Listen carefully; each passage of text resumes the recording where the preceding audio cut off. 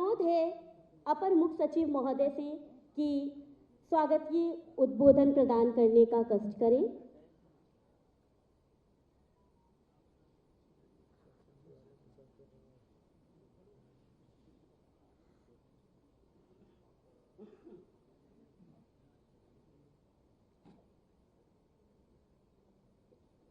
Doctor Anil Bhansali जी, doctor Hemant जी,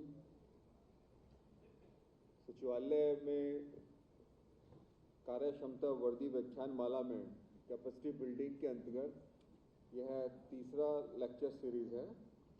यह कुछ दिनों से कोशिश की जा रही है कि हमारे सचिवालय प्रशासन के अधिकारी कर्मचारी उनकी कैपेसिटी बिल्डिंग के लिए, उनकी बौद्धिक डेवलपमेंट के लिए, उनके नियम कानून के डेवलपमेंट के साथ साथ फिजिकल डेवलपमेंट, उनका स्वास्थ्य ठीक रहे, यह भी बहुत ज़रूरी है।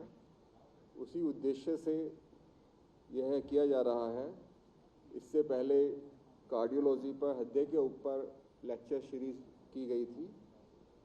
बौद्धिक विकास के लिए भी लेक्चर सीरीज की गई थी। उसी श्रृंखला में आज डायबिटीज़ और ब्लड प्रेशर के परिप्रेक्ष्य में यह श्रृंखला आयोजित की जा रही है। हम जानते हैं कि डायबिटीज़ एक महामारी का रूप ले चुकी है। मैं स्वयं भी देखता हूं कि हमारे सचिवालय में बहुत मेडिकल रिइंबर्समेंट के केसेस इस तरह के आते हैं जो कि डायबिटीज़ से कनेक्टेड होते हैं, और जो बीमारी पहले बड़ी एज में होती थी वो अब जल्दी होने लगी है। यह ज़रूरी है कि हम अपने स्वास्थ्य का ध्यान रखें। मुझे खुशी है कि आज रिनाउंड डॉक्टर साहब हमारे बीच में हैं और डायबिटीज़ से संबंधित, बीपी से संबंधित क्या किया जा सकता है, क्या प्रिवेंटिव मेजर लिए जा सकते हैं, क्या करेक्टिव मेजर लिए जा सकते हैं, उसके बारे में पूरा आज प्रेजेंटेशन होगा, प्रकाश डालेंगे। और साथ के साथ ही इसके बाद एक क्वेश्चन आंसर सेशन भी इसका पार्ट रखा गया है, क्योंकि हमारे बहुत से यहाँ अधिकारी कर्मचारियों में कुछ क्वेश्चन का कुछ आवश्यकता होती है जानने की। वो पूछना चाहते हैं कि किस तरह से, अगर उनके अपने भी कुछ लोग हैं जो बीमारी से ग्रसित हैं, इसके अलावा घर में भी माँ बाप या अन्य संबंधी कोई ना कोई डायबिटीज़ से या ब्लड प्रेशर से ग्रस्त रहता है, तो इस क्वेश्चन आंसर सेशन का भी मुझे उम्मीद है आप लोग पूरा उपयोग करेंगे। मैं इन्हीं शब्दों के साथ डॉक्टर अनिल बंसाली जी से अनुरोध करूंगा कि अपना प्रेजेंटेशन शुरू करें। धन्यवाद।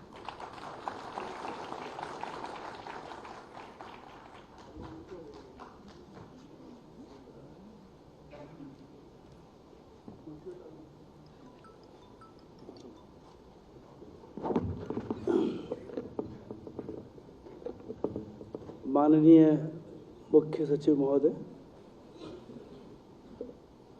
माननीय अतिरिक्त मुख्य सचिव श्री हेमंत राव जी, प्रोफेसर राधाकृष्ण धीमन, निदेशक संजय गांधी इंस्टीट्यूट लखनऊ, आप सभी को इस आमंत्रण के लिए साधुवाद और बहुत बहुत शुक्रिया कि आपने इस सभागार में मुझे बुलाकर और आमंत्रित किया। और मैंने देखा कि कार्य क्षमता वृद्धि व्याख्यान, ये उपयुक्त शब्द लगा कि सभी जो कर्मचारी हैं यहाँ पे, सभी जो कार्यरत लोग हैं, उनकी कार्य क्षमता में वृद्धि हो तो स्वास्थ्य एक महत्वपूर्ण अंग है। यदि हम उसको ठीक रख सकें तो हमारे कार्य करने की क्षमता निश्चित रूप से बढ़ेगी। तो विषय और विषय के साथ जो उद्देश्य है दोनों परिपूर्ण हैं। आज का विषय जो लिया है हमने वो है मधुमेह एवं उच्च रक्तचाप। दोनों केवल भारत में ही नहीं परंतु पूरे विश्व में महामारी की तरह हैं, और दुर्भाग्य यह है कि इनकी संख्या लगातार बढ़ती जा रही है। यानी यदि आप देखें कि आज से करीब 20 साल पहले या 25 साल पहले डायबिटीज़ बड़े कम लोगों को होती थी। लोग अक्सर ये समझते थे कि ये रईसों का बीमारी है, अमीरों का बीमारी है, और केवल कुछ ही लोग इससे पीड़ित होते थे। कुछ ही शायद उस समय डॉक्टर भी होते थे जो इलाज करते थे। ऐसे ही ब्लड प्रेशर, वो भी शायद बहुत कम लोगों में होता था, परंतु वक्त के साथ साथ बढ़ते हुए इंडस्ट्रियलाइजेशन के साथ साथ, बढ़ती हुई आबादी के साथ साथ और बढ़ती हुई उम्र के साथ साथ, जितनी उम्र बढ़ेगी उतनी ही बीमारियां निश्चित रूप से बढ़ेंगी, क्योंकि मृत्यु की तरफ ले जाने के लिए कोई ना कोई बीमारी अवश्य चाहिए।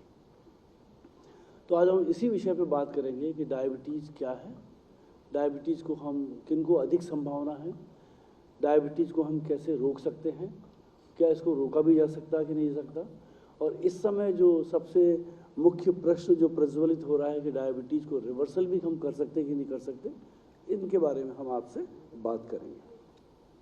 आप लोग पहचानते होंगे इनको, सोनम कपूर बहुत अच्छी लग रही हैं, परंतु टाइप 2 डायबिटीज़, क्योंकि बच्चों में या बड़ों में जो एडोलिसेंट्स में यूजुअली जो डायबिटीज़ हम कहते हैं कि बहुत बड़े लोगों में, अधेड़ अवस्था के लोगों में, 50 साल की उम्र के बाद के लोगों में होती है, परंतु इनको 20 वर्ष की उम्र में डायबिटीज़ हुआ और परिणाम ये था कि इनको इंसुलिन लगाना पड़ा कुछ दिनों के लिए और बाद में ये गोलियों पर आ सके।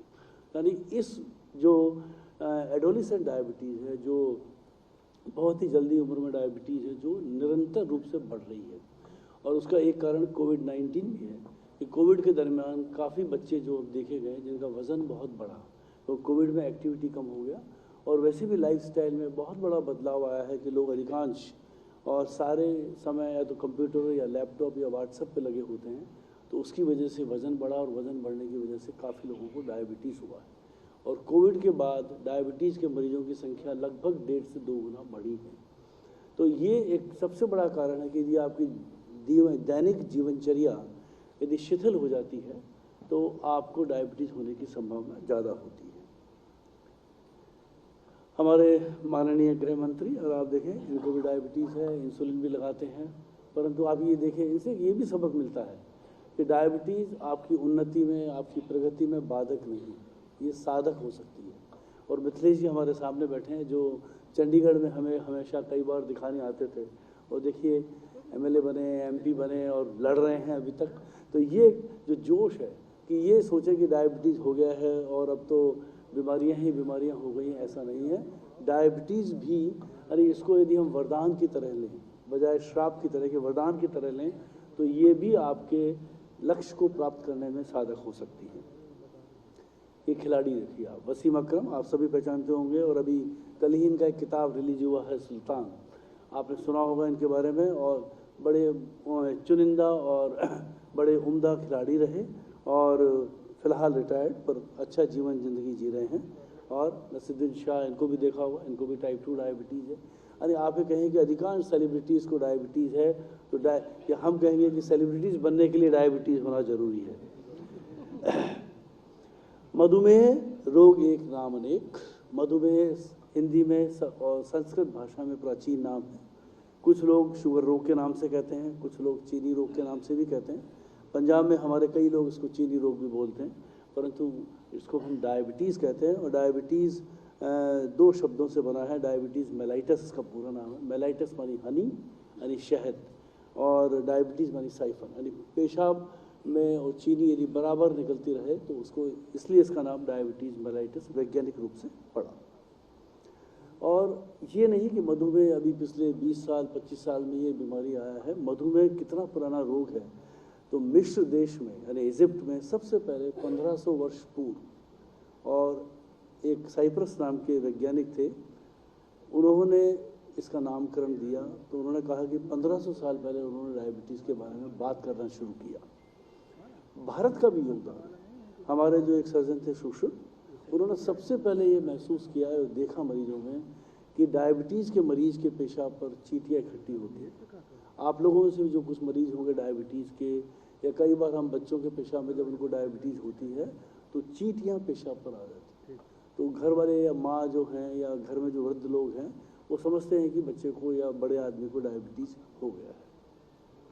और दूसरा सबसे बड़ा ऑब्जर्वेशन जो सुश्रुत ने भी किया करीब 2500 वर्ष पहले, कि जिनको मोटापा है, मैदा रोग वाली मोटापा, जिनको मोटापा है और ख़ास तौर से जिनको पेट वाला मोटापा है, ऐसे लोगों को डायबिटीज़ होने की संभावना ज़्यादा है। तो हमारे यहाँ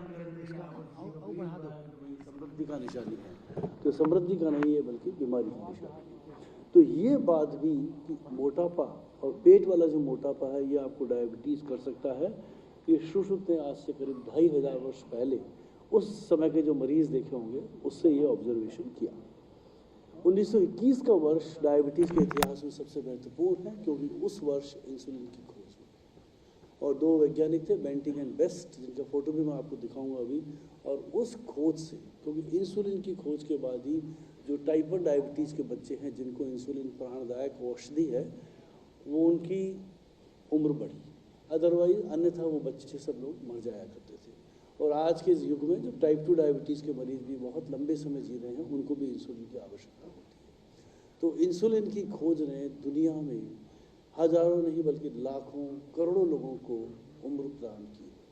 इसीलिए इस जो बेंटिंग और बेस्ट है उनको नोबेल प्राइज़ भी मिला और उसी इंसुलिन की खोज की वजह से आज हम में से कई लोग यहाँ पर हैं। 1970 का वर्ष भी और सबसे महत्वपूर्ण रहा क्योंकि अग्नाशय प्रत्यारोपण यानी पैंक्रियास ट्रांसप्लांट शुरू हुआ और हिंदुस्तान में पीजीआई ही एक ऐसा इंस्टीट्यूट है जहाँ पर लगातार पैंक्रियास और किडनी ट्रांसप्लांट दोनों साथ साथ होते हैं। और पूरे हिंदुस्तान में या कुछ प्राइवेट सेक्टर में, पर गवर्नमेंट सेक्टर्स में यदि देखा जाए तो केवल पीजीआई है। तो हमारे इंस्टीट्यूट में जब मैंने पीजीआई पिछले वर्ष छोड़ा, उस समय करीब 45 लोगों को पैंक्रियाज और किडनी का ट्रांसप्लांट हुआ और उसमें से करीब 75% लोगों को सफल रहा। तो ये जो खोज भी है जो डायबिटीज़ को रिवर्स कर सकती है, ये भी बड़ी महत्वपूर्ण खोज रही। ये सुश्रुत का चित्र है, आप देख सकते हैं कि ये एक स्क्रिप्चर से लिया गया है और उसके अंदर सुश्रुत, उस समय देखिए आप, इतने मरीज उस समय भी मरीज होते थे और उसमें सुश्रुत ने ये दो बातें जो मैंने बताई आपको कि पेशाब पर चींटियों का आकर्षण और मैदा रोग, ये सुश्रुत की उस समय की ऑब्जर्वेशन, ये सुश्रुत की खोज रही। ये दो वैज्ञानिक बेंटिंग और बेस्ट, और एक बड़ी इंटरेस्टिंग बात कि बेंटिंग जो है वो कोई फिजिशियन या कोई मेडिसिन वाले डॉक्टर नहीं थे, बल्कि ऑर्थोपेडिशियन थे, हड्डी वाले डॉक्टर थे। और पहले वर्ल्ड वॉर में, फर्स्ट वर्ल्ड वॉर में उनको कोई जॉब उस समय नहीं मिला, नौकरी नहीं मिली, तो उन्होंने खोज किया। तो टोरंटो में एक जगह है ओटावा के अंदर उन्होंने उस खोज को किया और ये जिस डॉग पे एक्सपेरिमेंट किए गए उसका नाम भी मार्जोरी था। वो कुत्ता भी वास्तव में, श्वान जो है वो भी अमर हो गया क्योंकि सारे एक्सपेरिमेंट्स, और ऐसा कहते हैं कि बेंटिंग ने उस तरह के सपने देखे कि किस तरह से वो एक्सपेरिमेंट करे और उन्होंने इंसुलिन को खोज निकाला। उससे पहले इंसुलिन के बारे में नहीं पता था कि कौन सा हार्मोन ग्लूकोज को नियंत्रित करता है और कौन से हार्मोन से आप डायबिटीज़ को ट्रीट कर सकते हैं। अब देखिए कि डायबिटीज़ कितनी हो गई है। हम हमेशा कहते हैं कि डायबिटीज़, देखिए आपकी पूरे दुनिया में इस समय करीब 41 करोड़ लोगों को डायबिटीज़ है, जो कि 2040 में करीब 64 करोड़ लोगों को डायबिटीज़ हो जाएगी। और हिंदुस्तान में यदि देखा जाए तो यदि हम बढ़ें, लोग हमेशा कहते हैं कि हिंदुस्तान जो है वो diabetes capital of the world है, पर ये जो डूबियस डिस्टिंक्शन है ये हम नहीं चाहते। तो हकीकत में China is the diabetes capital of the world. China में इस समय करीब 12 करोड़ लोगों को डायबिटीज़ है, जबकि हिंदुस्तान में इस समय करीब 8 करोड़ लोगों को डायबिटीज़ है। तो ईश्वर करे कि चाइना हमारे ऊपर ही रहे तो बहुत अच्छी बात है। ये उस समय के लिए, अब 2030 में क्या स्थिति होगी, भारत अभी भी ऊंचाई पे है, परंतु अब चाइना ऊंचाई पे है। तो इंडिया करीब 2030 में, अब में से करीब ये 8 करोड़ का डेटा यदि देखा जाए तो 8 करोड़ तो अभी अब हो ही चुके हैं, तो कम से कम ये 10 करोड़ के आसपास 2030 तक पहुंच जाएगा। चाइना आबादी होने के बावजूद भी, हमसे ज़्यादा आबादी होने के बावजूद भी, नंबर बहुत ज़्यादा फ़र्क नहीं है हम दोनों देशों में। तो पॉसिबली चाइनीज़ लोगों का लाइफस्टाइल थोड़ा बेहतर है, इसकी वजह से वो डायबिटीज़ को रोक पाए हैं। पुरुषों और महिलाओं में पहले ये माना जाता था कि पुरुषों में डायबिटीज़ की ज़्यादा पुरुषों में होता है बजाय महिलाओं के, परंतु एक बार मेनोपॉज होने के बाद भी महिलाओं में भी डायबिटीज़ होने की संभावना बढ़ जाती है। इसलिए पुरुषों में और महिलाओं में डायबिटीज़ होने की संभावना लगभग बराबर है। ये हमारा एक स्टडी मैं इसलिए दिखाना चाहता हूँ कि हिंदुस्तान में, और हमने बताया कि दुनिया में diabetes capital of the world China है, तो हिंदुस्तान में डायबिटीज़ कैपिटल चंडीगढ़ है। और चंडीगढ़ में हमने हमारा स्टडी किया जो ये डोर टू डोर सर्वे था। इसमें करीब जो क्रूड प्रोवेलेंस की करीब 15% लोगों को डायबिटीज़ है, यानी लगभग हर 6वें आदमी को डायबिटीज़ चंडीगढ़ में है, जबकि चंडीगढ़ का highest per capita income Hindustan में है। शिक्षा की दृष्टि से चंडीगढ़ में लिटरेसी रेट करीब 99% लिटरेसी रेट है, उसके बावजूद भी चंडीगढ़ में डायबिटीज़ ज़्यादा है। और उसका कारण ये है कि 20 से और 40 साल की उम्र के 2/3 लोग कोई भी किसी भी तरह का कोई एक्सरसाइज नहीं करते और they are all living with a sedentary lifestyle. That is one of the very important reason, सबसे मुख्य कारण है जो डायबिटीज़ को बढ़ाने के लिए काम करता है। ये हमेशा याद रखें कि डायबिटीज़ केवल एक रात में नहीं होती कि आप सुबह उठे और आपको डायबिटीज़ हो गई, या रात को सोए ठीक थे सुबह उठे डायबिटीज़ हो गई, नहीं। डायबिटीज़ होने में कम से कम 7 से 10 वर्ष लगते हैं। तो ये ईश्वर की कृपा है कि वो भी इतना समय हमें देता है कि हम डायबिटीज़ को रोक सकें। तो 7 से 10 वर्ष का जो समय है, इतना लंबा समय है, तो डायबिटीज़ के जो बीज हैं वो 7 वर्ष या 10 वर्ष पहले बोए जाते हैं और 10 वर्ष बाद जाके आपको डायबिटीज़ होती है। उस पीरियड में, उस अंतराल में यदि आप एक्सरसाइज करके, अपने खाने का परहेज करके और अपनी दिनचर्या को ठीक करके आप डायबिटीज़ को रोक सकते हैं। तो इतना लंबा अंतराल जो 7 से 10 वर्ष का समय है वो डायबिटीज़ को रोकने के लिए पर्याप्त है। तो वो हमें समझना है और इसीलिए हमें ऐसे लोगों को पकड़ना है जिन लोगों को डायबिटीज़ होने की ज़्यादा संभावना है। ये एक हमारा जो डेटा था, ये मैं इसलिए दिखा रहा हूँ आपको कि हमेशा ऐसी मान्यता थी कि डायबिटीज़ अमीरों का, रईसों का बीमारी है, परंतु अब डायबिटीज़ अब जो गरीब तबके के लोग हैं उनको भी डायबिटीज़ ज़्यादा होने लगा है। उसका कारण ये है कि जब भी किसी भी देश की इकोनॉमी खुलती है, ओपन हो जाती है, तो उसमें पैसा आता है और जब धन आता है तो लोग अक्सर बजाय सादगी से जीने के बजाय आराम से जीना चाहते हैं और उस आराम से जीने की वजह से इस तरह का खाना ज़्यादा खाते हैं जो आसानी से बाहर मिल जाता हो। तो इस तरह का जो जंक फूड का जो प्रचलन चला है पूरे देश में, जंक फूड वास्तव में देखा जाए तो कार्बोहाइड्रेट्स, चीनी और फैट, घी, इन दोनों का मिश्रण है। तो फैट भी अधिक है और कार्बोहाइड्रेट भी अधिक है और खाना सस्ता है बजाय प्रोटीन की वजह से। प्रोटीन का खाना यानी protein rich food are more expensive. तो गरीब तबके के लोग क्योंकि खाने की लालसा सब में है, तो उस तरह का खाना यदि आसानी से उपलब्ध हो जाए और खाना स्वादिष्ट भी है, जब चीनी और वसा और फैट और शुगर जब दोनों मिलते हैं तो they are become more tastier also, तो लोग उसको खाना पसंद करते हैं। तो उसकी वजह से अब आप ये देखिए कि चंडीगढ़ में जो लो सोशियो स्टेटस के लोग हैं उनको 27% लोगों को डायबिटीज़ है, अपोज टू 13% लोग जो अपर सोशियो इकोनॉमिक स्टेटस। तो अपर वाले क्यों ठीक हो गए? क्योंकि वो लोग अब एक्सरसाइज पे ध्यान देते हैं, अपनी वार्षिक जांच करवाते हैं, तो उसकी वजह से जल्दी पकड़ में आते हैं और बीमारी को आसानी से ठीक किया जा सकता है। ये बात भी मानिए कि यदि आप बीमारी को जल्दी पकड़ते हैं, उसको ठीक करना आसान है। आपका हो सकता है केवल लाइफस्टाइल से ठीक हो जाए, आपको केवल 1 या 2 गोली से ही ठीक हो जाए, आपको इंसुलिन की कभी ज़रूरत ही नहीं पड़े। और वही बीमारी यदि आपको 5-10 साल बाद पता चले या 5-10 साल तक आप इसको इग्नोर करते रहें तो वही बीमारी बड़ी कष्टदायक हो सकती है। तो ये समझना बहुत महत्वपूर्ण है कि ये जो फ़र्क हुआ इकोनॉमी ओपन होने का, आर्थिक स्थिति खुलने का, तो उसने हमारी लाइफस्टाइल को बहुत बदला है और जंक फूड का सेवन और जंक फूड का प्रचलन बढ़ने से डायबिटीज़ की एटलीस्ट जो हमारा डेटा उसमें कि लगभग 2 गुना डायबिटीज़ उससे भी बढ़ा है। तो इसलिए diabetes capital of the world is China and diabetes capital of India is Chandigarh. मधुमेह के लक्षण, सबसे बड़ी महत्वपूर्ण बात है कि अधिक प्यास, अधिक पेशाब और अधिक भूख। अरे अधिक भूख लगने के बावजूद भी आपका वज़न कम होता है। तो जब इस तरह के लक्षण आए कि कोई भी कहे कि मैं तो बहुत एक्सरसाइज कर रहा हूँ और मेरा वज़न कम हो गया, पर यदि वज़न आवश्यकता से ज़्यादा यदि कम हो गया तो डायबिटीज़ होने की संभावना ज़्यादा है। तो अधिक प्यास लगे, अधिक भूख लगे और अधिक पेशाब आए तो डायबिटीज़ होने की संभावना ज़्यादा है। और अधिक भूख लगने के बावजूद भी यदि आपका वज़न कम होता है तो डायबिटीज़ होने की संभावना ज़्यादा है। इसके अतिरिक्त पाँव में सूनापन, पाँव में जलन, किसी घाव का नहीं भरना, अधिक थकान का होना, if you feel extremely exhausted, तब भी ऐसी संभावना ज़्यादा है। और ख़ास तौर से पेशाब की जगह खारिश यदि हो, यदि तो भी डायबिटीज़ यानी फंगस इन्फेक्शन ज़्यादा कॉमन है डायबिटीज़ के मरीजों में, तो भी हमें डायबिटीज़ को समझना चाहिए कि डायबिटीज़ होने की संभावना ज़्यादा है इन लक्षणों से।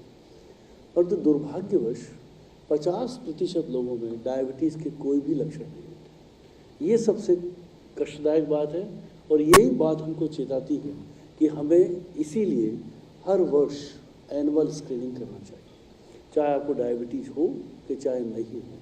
तो पहले ये नियम था कि 45 वर्ष, पहले ये गाइडलाइन का सजेशन था कि 45 वर्ष की उम्र के बाद आप वर्ष में एक बार अपना शुगर, अब मैं आपको बताऊंगा कि क्या आपको अपने किस दिन करना चाहिए और किस तरह से आप अपने आप को ये उपहार दे सकते हैं, क्योंकि बीमारी से बचना भी सबसे बड़ा उपहार है। तो अपने जन्मदिन के दिन आप केवल यदि ये 5 टेस्ट करते हैं, अपना हाइट, अपना वेट, अपना ब्लड प्रेशर, अपनी शुगर और अपना कोलेस्ट्रॉल और एक क्रिएटिनिन, यदि ये 4-5 चीज़ें करते हैं जिनमें केवल मात्र 200 या 300 रुपये ज़्यादा खर्च भी नहीं है, यदि आप ये करते हैं तो एटलीस्ट आप इन बीमारियों को पकड़ सकते हैं। और यदि आपने पकड़ लिया, क्योंकि डायबिटीज़ से पहले जो मैंने बताया 7 से 10 वर्ष का पीरियड है जिसमें डायबिटीज़ यानी शुगर धीरे धीरे बढ़ती है। नॉर्मल आदमी में, सामान्य आदमी में हम कहते हैं कि शुगर खाली पेट यानी निराहार अवस्था में 100 से कम होनी चाहिए, 100 मिलीग्राम पर डेसीलीटर से कम होनी चाहिए, और डायबिटीज़ के लिए 126। तो 100 से 126 होने में ईश्वर की मैं कहूँगा कृपा ही है कि 100 से 126 होने में 10 साल लगते हैं। तो आप ये देखिए कि इस पीरियड में 100 से यदि 101 भी होती है तो it should give a warning to you. तो उस दिन, उस समय आप इसको बचा सकते हैं, आप इसको डायबिटीज़ होने से भी रोक सकते हैं। परंतु 50% और 50% व्यक्तियों में कोई लक्षण नहीं होने की वजह से ये सबसे मुश्किल होता है कि ऐसे लोग केवल तभी पकड़ में आते हैं जब वो और किसी चीज़ के लिए अपनी शुगर की जांच कराते हैं। जैसे मोतियाबिंद हो गया, उसकी सर्जरी के लिए आप डॉक्टर के पास गए, उन्होंने कहा आपकी जांच करिए। वृद्धावस्था में हर्निया बड़ा कॉमन है, हर्निया के लिए गए और उन्होंने कहा आप जांच करिए। तो बहुत कम लोग हैं जो अपनी जांच केवल खुद कराते हैं, कोई ना कोई कारण से जांच होती है, कारण दूसरे होते हैं, डायबिटीज़ साइड में पकड़ में आ जाती है। तो 50% व्यक्तियों में कोई लक्षण नहीं होना, और इसीलिए सारी गाइडलाइंस ने अब चेंज किया है कि पहले 45 वर्ष से एनुअल स्क्रीनिंग होता था, अब उन्होंने कहा कि आप 35 वर्ष की उम्र से ही एनुअल स्क्रीनिंग शुरू करिए, क्योंकि अब डायबिटीज़ हमारे देश में पहले 50 वर्ष से उम्र के लोगों को ज़्यादा होती थी, परंतु अब जो ये शिफ्ट हो गए 40 से 50, बल्कि 35 से 50 लोगों को भी, उम्र के लोगों को भी ज़्यादा डायबिटीज़ होने लगी है। और उसका कारण जैसा मैंने बताया कि मोटापा बढ़ा है, सीडेंटरी लाइफस्टाइल, शिथिल जीवनचर्या हो गई है, जंक फूड का सेवन बढ़ा है, और स्ट्रेस, तनाव, हर व्यक्ति परेशानी में है, हर व्यक्ति तनाव में है। परंतु तनाव से कुछ नहीं मिलने वाला है, परंतु शुगर जरूर मिल जाती है। तो उसकी वजह से भी डायबिटीज़ की संभावना बढ़ी है। मधुमेह का निदान, ये केवल वैसे देखा जाए तो लक्षण मैंने बताया कि केवल 50% लोगों में कोई लक्षण नहीं होता। तो ये आंकड़ों का खेल है। यदि आपकी शुगर 125 आ गई तो आपको प्री डायबिटीज़ हो गया, और 126 आ गई तो डायबिटीज़ हो गया। तो इसका मतलब ये है कि लेबोरेटरी जहाँ पे आप टेस्ट करा रहे हैं वो लेबोरेटरी ठीक होना चाहिए। दूसरा, शुगर जो टेस्ट जब भी कराते हैं फास्टिंग स्टेट में, उसके कुछ नियम हैं, हम उन नियमों का हमेशा पालन करें, तभी आपको पता चलेगा कि आपकी शुगर जो आई है वो ठीक है कि नहीं है। क्योंकि किसी का एक बार 126 से 27 आ गया तो सारी ज़िंदगी के लिए लेबल लग गया डायबिटीज़ का, तो ऐसा नहीं है। तो मैं आपको बताऊंगा इसमें कि 3-4 चीज़ों का हमेशा ध्यान रखें। जब भी आप फास्टिंग शुगर कराएं तो 8 से 10 घंटे का ओवरनाइट फास्ट चाहिए, यानी रात को 10 बजे बाद कुछ नहीं खाएं। दूसरा, रात को उस रात अल्कोहल का सेवन नहीं करें। तीसरा, सुबह उठने के बाद कोई मॉर्निंग वॉक नहीं करें। चौथा, बैक टी नहीं लें। पाँचवा, यदि स्मोकिंग करते हैं तो स्मोकिंग नहीं करें। और छठा, यदि आप लैब से जाके कराते हैं तो कोशिश करें कि पैदल नहीं जाएं, और या तो गाड़ी से जाएं, और यदि ऊपर भी चढ़ना पड़े तो लिफ्ट से चढ़ें बजाय पैदल चढ़ें। ये सारा प्रिकॉशंस यदि आप लेंगे तभी आपको पता चलेगा कि आपकी शुगर ठीक है कि नहीं, क्योंकि ये सब केवल आंकड़ों का खेल है। एक पॉइंट इधर हुआ तो प्री डायबिटीज़, एक पॉइंट इधर हुआ तो डायबिटीज़। यदि हाँ 200 आती है तो कोई मुश्किल है नहीं, पर 125, 126 ये सब चीज़ें जो हैं ये सब प्रिकॉशंस के तौर पर। कुछ लोग शुगर कराने से पहले अपना 3-4 दिन 5 दिन चीनी वीनी सब बंद कर देते हैं, खाना बंद कर देते हैं, एक्सरसाइज थोड़ी बढ़ाते हैं, फिर टेस्ट कराते हैं, उसके अंदर भी गलत आती है। क्योंकि जितना आप यदि चीनी को पहले बंद करेंगे उतनी ही शुगर बाद में ज़्यादा आएगी। और ख़ास तौर से ग्लूकोज पिलाने के बाद यदि जो टेस्ट करते हैं हम GTT जिसको कहते हैं वो ज़्यादा आती है। तो ग्लूकोज वाला जो टेस्ट है वो केवल कुछ ही अवस्थाओं में करते हैं, ख़ास तौर से उनको भी जिनको परिवार में डायबिटीज़ होने की ज़्यादा संभावना है। अन्यथा ग्लूकोज वाले टेस्ट की आवश्यकता नहीं है। We need mainly fasting glucose, यानी निराहार अवस्था में ग्लूकोज, या दिन में कभी भी करें। और यदि वो 200 से ऊपर आती है और आपको यदि मधुमेह के लक्षण है परंतु इसको हमेशा 2 बार रिकन्फर्म करें 1 या 2 दिन के अंतर से बिना परहेज के। ये बहुत बड़ी आवश्यकता है, क्योंकि जैसे ही आपको लगा या अंदेशा हुआ कि आपको शुगर का बीमारी हो गया है, आप उसी दिन से चीनी बंद, गुड़ बंद, आपके एक्सरसाइज शुरू, और अगले दिन जब आपने दोबारा शुगर किया तो 124, तो डायबिटीज़ का डायग्नोसिस फिर डाउटफुल। तो ऐसी अवस्था में हमेशा पहले दूसरे दिन 1 या 2 दिन बाद इसको हमेशा रिकन्फर्म करें, और रिकन्फर्म करने के बाद, क्योंकि डायबिटीज़ का एक बार लेवल लगा है, फिर treatment strategies are very different. तो इसलिए आवश्यक है कि ये शुगर की जांच ढंग से हो, और शुगर के जो निदान है, जो डायग्नोसिस है, वो आपका सही बने। अच्छा, ये हमने आपसे पहले ही बात किया कि अस्पताल जाने पर दवा बंद। और हाँ, यदि आप दवा ले रहे हैं, अधिकांश मरीज ये पूछते हैं कि हम उस दिन जो डायबिटीज़ के मरीज हैं कि अपना जब शुगर का जांच करा रहे हैं, तो फास्टिंग स्टेट में तो ठीक है, आप बिना खाली पेट जाएंगे, पर खाने के बाद वाली शुगर पहले दवा लेंगे, दवा लेने के बाद खाना खाएंगे, उसके फिर 2 घंटे बाद अपना टेस्ट का जांच कराएंगे। यदि आपके डॉक्टर साहब कहते हैं कि भाई दवा बंद करें, तो वही करें ऐसा, अन्यथा जब भी आप खाने के बाद वाला टेस्ट कराएं, हमेशा दवा पे ही कराएं। अब अगली जो प्रश्न है, जो आम आदमी के लिए सबसे महत्वपूर्ण है, कि डायबिटीज़ को रोकना हम डायबिटीज़ होने ही क्यों। एक बार हो गया, उसको फिर रिवर्सल का बात करें, वो एक अलग चीज़ है। हम कहें कि डायबिटीज़ रोकिए। रोकने के लिए किन को अधिक संभावना, पहले हम उस ग्रुप को आइडेंटिफाई करें, उन लोगों को आइडेंटिफाई करें जिनको अधिक होने की संभावना है। तो सबसे पहला है मोटापा। मोटापा, अब आप समझेंगे मोटापे का क्या मतलब है। तो इस मोटापे का मतलब यह है कि, और मोटापे को आप सिंपली, आप सरल भाषा में यदि हम कहें, आप ऐसे समझिए कि आपकी लंबाई में से यदि 100 सेंटीमीटर घटा दी जाए तो वो आपका आइडियल बॉडी वेट है।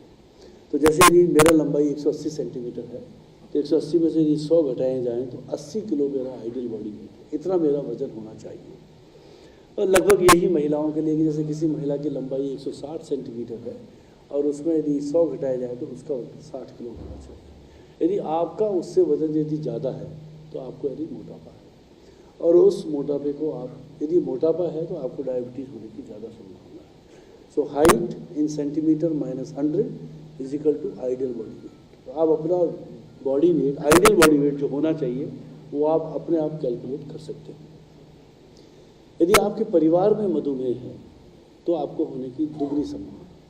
यदि आपके माता पिता दोनों को है तो करीब 90% चांस है कि आप दोनों को, आपको डायबिटीज़ होगा। यदि आपके एक माता पिता में से किसी एक को डायबिटीज़ है तो करीब 50% संभावना है। और यदि एक, यानी आपके सेकेंड डिग्री रिलेटिव, यानी चाचा वगैरह, मामा वगैरह को है, तो करीब 25% आपको संभावना है। परंतु एक चीज़ मैं आपको बताना चाहूँगा, अधिकांश लोग ये कहते हैं कि मेरे परिवार में दोनों को है, इसलिए ही मुझे डायबिटीज़ हुआ है। परंतु आप यदि अपना लाइफस्टाइल ठीक रखते हैं और हमेशा से आप जागरूक रहते हैं, परिवार में डायबिटीज़ होने के बावजूद भी आप अपनी डायबिटीज़ को रोक सकते हैं। तो इसलिए ये न कहें कि मेरे को तो डायबिटीज़ जो हुआ है वो माता पिता की वजह से हुआ है, ऐसा नहीं है। यानी जेनेटिक फैक्टर्स को भी आप एनवायरमेंटल फैक्टर से रोक सकते हैं। यदि प्रेगनेंसी में डायबिटीज़ किसी को है, महिलाओं में, तो उनको भी बाद में डायबिटीज़ होने की ज़्यादा संभावना है। और दुर्भाग्यवश उस बच्चे को भी, जिस प्रेगनेंसी में डायबिटीज़ हुआ है, उस बच्चे को भी डायबिटीज़ होने की ज़्यादा संभावना है। इसलिए हम कहते हैं कि प्रेगनेंसी में यदि आप माँ को अच्छी तरह इलाज करते हैं, शुगर को ठीक रखते हैं, आप 2 लोगों में डायबिटीज़ बचाते हैं, भविष्य में माँ के लिए और भविष्य में बच्चे के लिए। तो इसलिए प्रेगनेंसी में डायबिटीज़ को पहचानना बहुत ज़रूरी है, और उसके बाद उसका इलाज बहुत ही आवश्यक है। ऐसे बच्चे जिनका वज़न 4 किलो से ज़्यादा है पैदा होते समय, ऐसे बच्चों को भी ज़्यादा होने की संभावना है। तो ऐसे बच्चे कब होते हैं? जब माँ को डायबिटीज़ हो, तो ऐसे बच्चों का वज़न ज़्यादा होता है। लाइफस्टाइल बड़ा सीडेंट्री है, यानी हम कहते हैं कि कितना सीडेंट्री। अब कोई कहे कि मैं तो सारे दिन चलता हूँ, मैं सेक्रेटरीट में काम करता हूँ, कभी भी लिफ्ट का प्रयोग नहीं करता हूँ। तो एक है कि आप यदि 3-4 जो पैरामीटर है, यदि आप समझें कि आपकी दिनचर्या शिथिल नहीं है, तो 30 मिनट का सैर रोजाना करें, और 30 मिनट में कम से कम आप 3.5 से 4 किलोमीटर चलें, यानी brisk walk, moderate brisk walk, जिसको हम कहते हैं कि 7 मिनट में यदि आप 1 किलोमीटर चलते हैं और कम से कम 3.5-4 किलोमीटर प्रतिदिन चलते हैं, तो आपकी दिनचर्या जो है वो ठीक है। और दूसरा एक जो पैरामीटर आपने सबने सुना होगा, 10,000 स्टेप्स यदि आप रोज चलते हैं तो भी आपको डायबिटीज़ होने की संभावना कम है और आपकी दिनचर्या जो है वो एक्टिव लाइफस्टाइल की है। तो कोशिश करें कि 10,000 स्टेप्स, मैं तो कह रहा हूँ सारे स्टेप्स आप घर में चल रहे हैं वो भी आप काउंट करिए, और वो भी यदि आप शाम तक 10,000 स्टेप यदि आप कर लेते हैं तो समझिए कि डायबिटीज़ होने की, आपकी जो लाइफस्टाइल है एक्टिव है, डायबिटीज़ होने की संभावना कम है। जंक फूड का सेवन, मैं ये नहीं कहूँगा कि इसको जीरो कर दें, it can not be zero, but it should be limited. अरे मैंने आपको बताया जंक फूड खाने का जो सबसे बड़ा नुकसान है कि ईश्वर ने भी प्रकृति में एक भी चीज़ ऐसा नहीं बनाया जिसमें फैट और शुगर दोनों एक साथ हो। ये तो आदमी है जिसने फैट और शुगर को दोनों को मिला के स्वादिष्ट। तो हमारी जितनी भी मिठाइयाँ हैं, हलवा लिए, खीर लिए, जो भी मिठाइयाँ आप नाम लेंगे, सब में फैट और शुगर एक साथ है। और फैट और शुगर का कॉम्बिनेशन जो बताया ये स्वादिष्ट है, जीभ को सबसे अच्छा लगता है, और ये डायबिटीज़ का बहुत बड़ा कारण है। तो इसलिए खाइए, मैं ये नहीं कहूँगा कि नहीं खाएं जंक फूड से, पर लिमिटेड मात्रा में खाइए। और इसीलिए लोगों ने कहा है कि डायबिटीज़ जो है वो लोग कहें मोटापे का बीमारी है, सीडेंटरी लाइफस्टाइल का बीमारी है, अब लोग कहते हैं डायबिटीज़ है वो जीभ का बीमारी, क्योंकि जीभ का स्वाद वो आपको, क्योंकि जीभ तो कभी भी मोटी नहीं होती, जीभ का स्वाद आपको शरीर को मोटा बनाता है और वो आपको फिर डायबिटीज़ की तरफ बढ़ाता है। तनावपूर्ण जीवन यानी स्ट्रेसफुल लाइफ को पहले शायद कभी इतना महत्व नहीं दिया जाता था, परंतु आज के समय जब हर एक का जीवन तनावग्रस्त है, तनावपूर्ण है, तो वो भी एक कारण है कि आपकी डायबिटीज़ होने की संभावना है। तो कोशिश करें कि देखो स्ट्रेस, थोड़ा बहुत स्ट्रेस आवश्यक है किसी भी काम को अच्छा करने के लिए। यदि आप चाहते हैं कि मैं कोई काम सफलपूर्वक ढंग से करूँ, थोड़ा स्ट्रेस चाहिए, क्योंकि बिना स्ट्रेस के आप काम अच्छा नहीं कर सकते। तो थोड़ा स्ट्रेस चाहिए, स्ट्रेस को बर्दाश्त करने की ताकत चाहिए, सहनशीलता चाहिए। ये सब जो गुण हैं ये शायद हमारे बुज़ुर्गों में या हमसे बड़े लोगों में बड़े सामान्य रूप से पाए जाते थे, परंतु न्यू जनरेशन्स में, नए लोगों में ये नहीं पाए जाते। उसकी वजह से वो ज़्यादा तनावपूर्ण रहते। तो तनाव यानी मॉडरेट स्ट्रेस या माइल्ड स्ट्रेस आवश्यक है किसी भी कार्य को सफलतापूर्वक करने के लिए, परंतु इसको लंबे समय तक नहीं चलाएं। और अंत में जिन लोगों को भी कभी भी हार्ट अटैक हुआ है, पहले डायबिटीज़ भले ही नहीं हो, और जिनको कभी भी पैरालिसिस हुआ है, ऐसे लोगों को भी डायबिटीज़ होने की ज़्यादा संभावना। तो आप ये देख सकते हैं इतनी लंबी ये सूची है, इतनी लंबी ये लिस्ट है कि इतने लोगों को डायबिटीज़ होने की किसी न किसी वजह से ज़्यादा संभावनाएं हैं। तो ऐसे लोग सभी हमें टारगेट्स करने चाहिए ताकि हम इन लोगों में डायबिटीज़ को रोक सकें। तो डायबिटीज़ होने के बाद एक बार यदि किसी को डायबिटीज़ हुआ है तो पैंक्रियाज जहाँ से आपका इंसुलिन बनता है, 50% उसकी इंसुलिन बनाने की क्षमता नष्ट हो जाती है। हम चाहते हैं कि उस 50% नष्ट होने से पहले ही हम बीमारी को पकड़ें। और बीमारी को इसीलिए मैंने कहा कि 35 वर्ष की उम्र के बाद वर्ष में एक बार अपने जन्मदिन के दिन ये 5 जो टेस्ट हैं ये आप करिए, ताकि आप बीमारी को जल्दी पकड़ सकें और जल्दी ही इलाज कर सकें। हमने मोटापे का बात किया और मैंने आपको ये भी जिक्र किया कि किस तरह का मोटापा। तो एक तो था जनरलाइज ओबेसिटी कि सब तरफ से गोल मटोल, और एक होता है पेट का मोटापा जिसको हम कहते हैं एब्डोमिनल ओबेसिटी। तो यदि आप सेव को देखें तो सेव इज एब्डोमिनल ओबेसिटी, पेट मोटा है। और सामान्य मोटापा है जनरलाइज ओबेसिटी जो पियर शेप्ड ओबेसिटी है, जिसमें नॉर्मली ये आपका इस तरह का डिस्ट्रीब्यूशन है, तो डायबिटीज़ की कम संभावना है। तो मैंने कहा कि जैसे पहले हम कहते थे कि किसी का पेट यदि निकल गया तो हम कहते थे भाई ये समृद्धि का निशानी है, कि आप अब ये धनवान होने का निशानी है, परंतु ये बीमारी का निशानी है। तो जितना पेट ज़्यादा होगा उतनी ही ज़्यादा संभावना है।